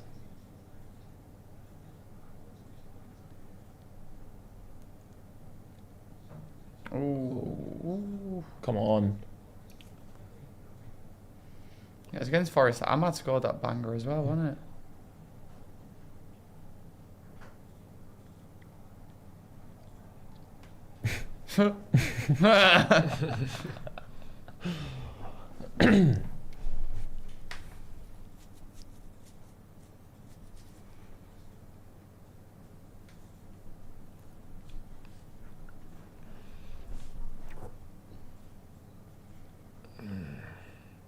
Right, Fernandes fuming. we'll have a bit of added time as well here for the VAR check. So about 10 minutes, I reckon, Bruno. 10 minutes to break the record. Oh, imagine if he did it with that pass. Would have been so good. Fair play. Shot on our own goal.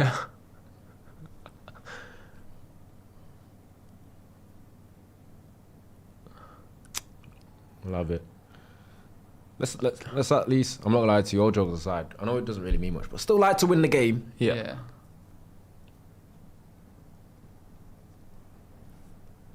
Oh. Come on, Telegraphed.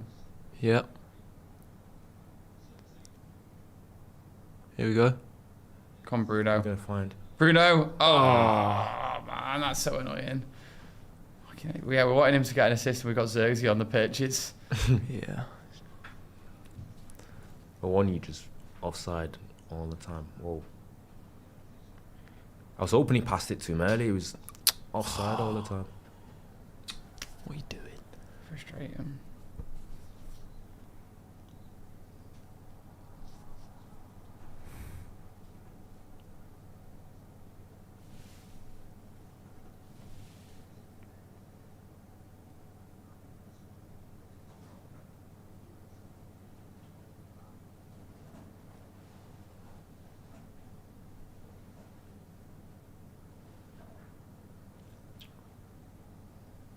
Have what we hold now, yeah? Nah. Bears.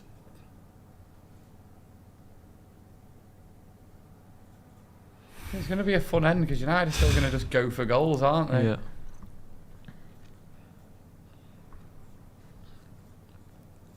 Long throw. Have they got a long throw in? He doesn't look like he's a long throw guy. I don't know how to explain it. It looks like, yeah, that was just let me try it.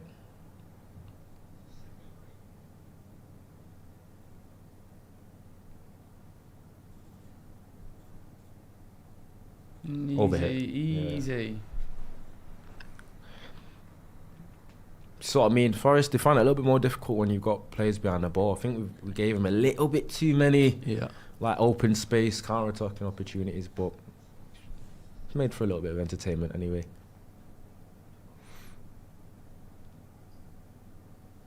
Oh my Why god! have you left that? Looks like he's gonna trip over himself Silly. though. How- He looked like he How was are we gonna, letting him do that? he looked like he's gonna trip over himself.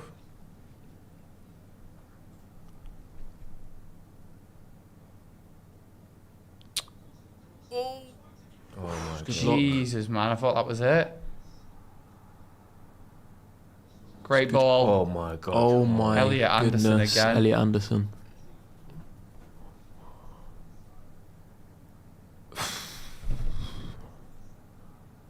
Don't give him the ball. Well in. Yeah. Come on. What? You go on! Go on it! This is it! Oh, why is he? Oh, it's a poor pass as well. no. That was it. Oh no. Ahmad, what? Bruno again. And again? Oh. That was it.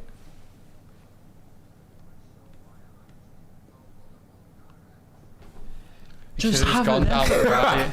Such a poor Yeah. pass as well. Just shift it onto your right. Such a poor pass. Oh my god. Ahmad needs a goal too. Could have been it. Yeah. It should have been wrapped up today. Bruno's he's just been on another planet. He's having one of his fucking madman games that he Yeah. has every now and then.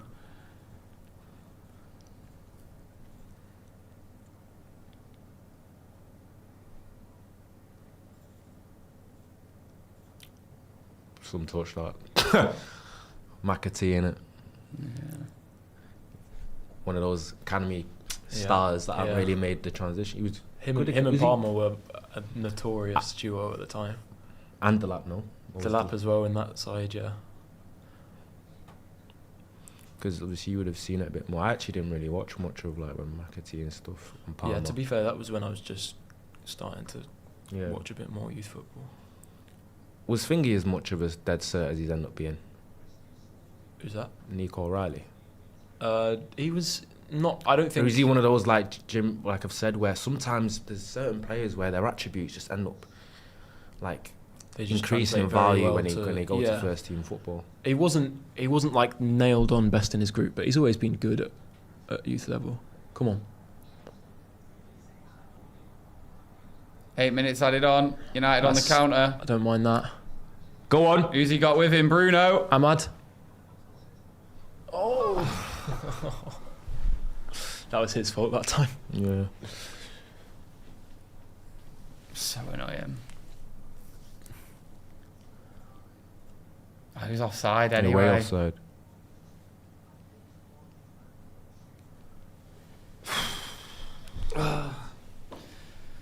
Come on, last game of the season then. I want him to do it at Old Trafford, but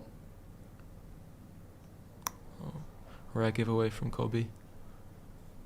And they've just... That's going out. No. oh, well done.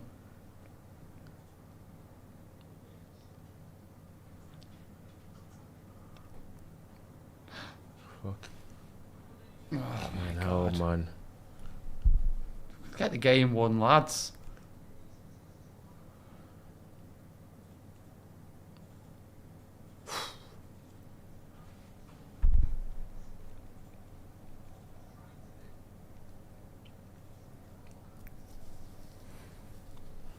Has it got a corner?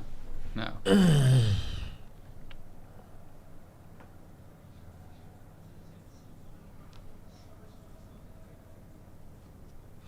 Did you see Gibbs White's scar? Yeah. It's mental. I actually think it's gonna look so cool. Yeah. Yeah, when he's It might, you know, like yeah. it might look quite cool, you know. Yeah. Obviously, he's a millionaire, isn't he? So he might. I feel like he might get. You can get certain things Yeah, done to but- it, not to make it like remove the scar, but it'll look barely barely visible. Yeah. You can get like I think laser it's, treatment. I think it's got a bit of character to it, Yeah, though. yeah. You know what I mean? Like, Oh. do you not think? No, I get what you mean. It Yeah. makes him look hard as out anyway. Because when that healed, because it's the way it's like Harry Yeah. Potter-ish, and it's like Yeah. it's not like weird. It's like this, and then like It, kind of like, like wraps flicks around a there, bit, yeah. like. Anakin Skywalker. But that was going to be my reference. Yeah, it looked proper Jedi. Jedi.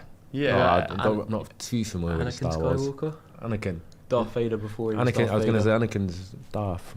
I know some of the characters. I've seen it. Some. I'm not really nerded on it He like had, that. he had the cooler scar like across, I think, his left eye. It's pretty much the same sort of vibe, isn't it? Yeah.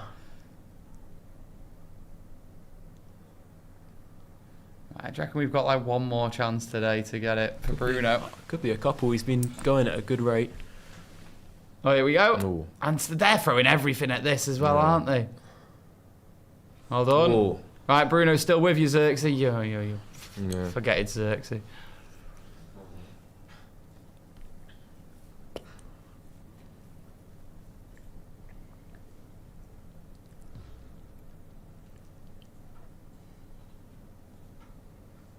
Brilliant. Oh my god. ref? Oh, right, Yeah. okay. Free kick.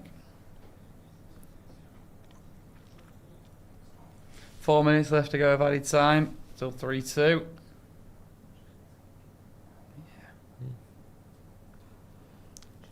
Late one there, isn't it?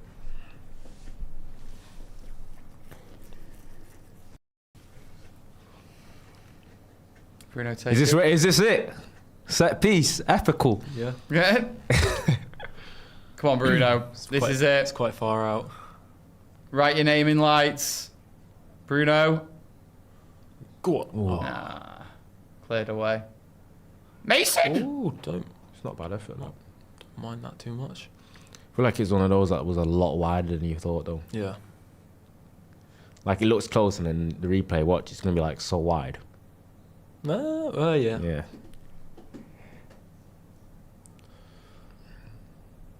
Struck it nicely. Got Good contact on though. that. Yeah. Cobby, you see, these are the things he's added to Come his on. game. Come on. Oh. It was the right decision. Yeah, it wasn't Good defending. bad.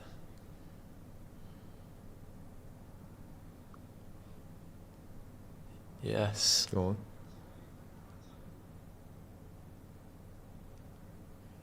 Yes. Shoot, man! Bit casual, that, innit? He's so. That's the problem. very He's just casual. got no intensity. Just shoot. Sesko would have scored today, you know. Yeah. Fucking hell.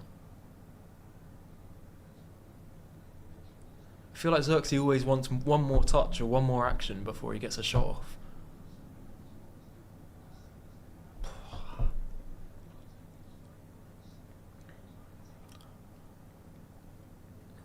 I think we risk a late equaliser here. Yeah. 2 minutes to go. Yeah, about 2.5 minutes left.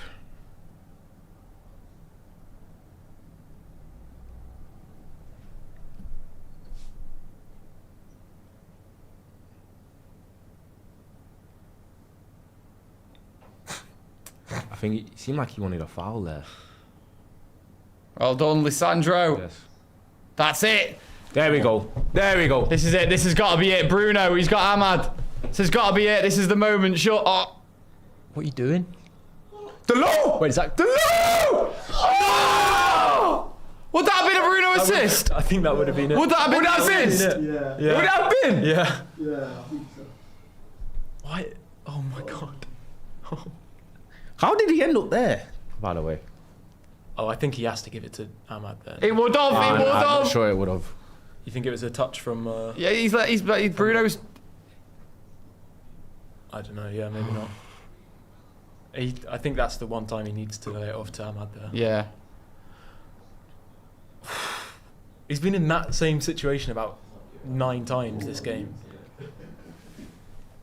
That had to be it, didn't it?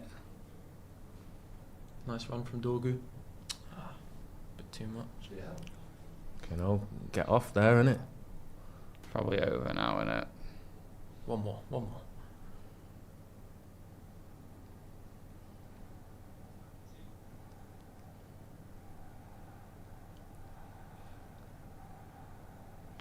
Ah, man.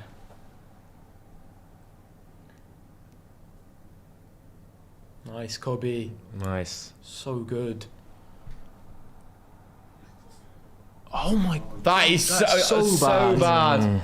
Out of Dorgu hasn't everything he been could have great, done has there, no. Bruno was in acres of space. That's Maguire's food and drink. That. Yeah. Food and drink. I like that. Oh, Mount's play. had a nice little cameo. He has. Come on. Is this Bruno? Last chance, Bruno. Xerxes on the cutback. Hit it. No. Oh my god. Corner. The first one, I think Anderson's blocked it on the line. If he gives that a tiny bit of height, maybe. Oh. How many more chances is the bloke going to get?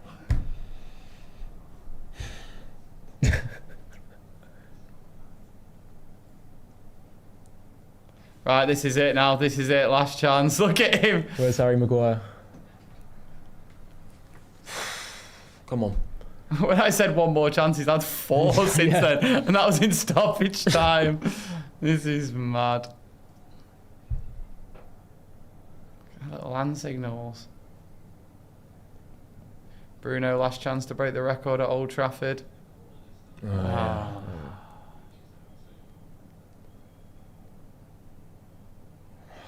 That's probably it. That's it now. That's it. There's nothing for you to Why equalise did for. he wait? Why, yeah. Not today. Manchester United 3, Nottingham Forest 2. Bruno equals a record. 3 points in the bag. Nice little send-off for Casemiro. What are your quick overall thoughts before eventually we obviously will shoot to the review? Thought on the ball we were really good. Thought going forward we looked very good, first half and second half. Thought second half we went up a different gear though. Bruno Fernandes having one of his madman games. You know, game opened up, especially when they were looking for a goal. I'm almost a bit frustrated that we didn't end up scoring 5 or 6 goals there because we could have done. Casemiro had a chance to score as well. That would have been nice. We were getting a bit greedy at the end, wanting Bruno to get the more assists and break the record, but he's equalled the record. Final day, is he going to do it? It's a good storyline, isn't it? It the fact is, that it's yeah. gone down to the final day. And- He's and already maybe written- academy kids in the team Yeah. final day, something like that. Someone like Shay Lacey. to Yeah, score. imagine. We'll It's see. just- I know there's a couple of bits of frustration there, obviously, that we couldn't get the record. We were all being so shameless. I feel like that became the plot line in Yeah, it for the yeah, last yeah. 10-15 minutes. For all the players as well, not just us. You it wouldn't felt think like. that it was on like a little bit of a nervy 3-2 where they could equalise, but I think because there was nothing really much riding on the game, you obviously want to win, but you kind of felt it would have been a nice little icing on the cake. Obviously, a couple of good cameos as well. I think Mount was actually good on his cameo. I think Few someone really asked nice me there. turns, It's true. Nice cameo from him. Obviously, there's been issues about his fitness and stuff. I've been extremely critical of him. Everyone knows that. But I thought his cameo was really, really bright. I think he was secure there. And I think 3-2, can't complain. But I think we'll end it there. We'll make sure that we get the rest of our thoughts on the review. Obviously, thank you for tuning in. It's always nice to watch along when United are scoring goals and winning games. And Finn's a familiar face. It was nice to have you back, Gaz. Give us Anytime, a mate. little bit of your Anytime. time. But anyway, Anytime. that was the watch along for Nottingham Forest v Manchester United. 3-2 win. Thanks for tuning in, and we'll see you soon.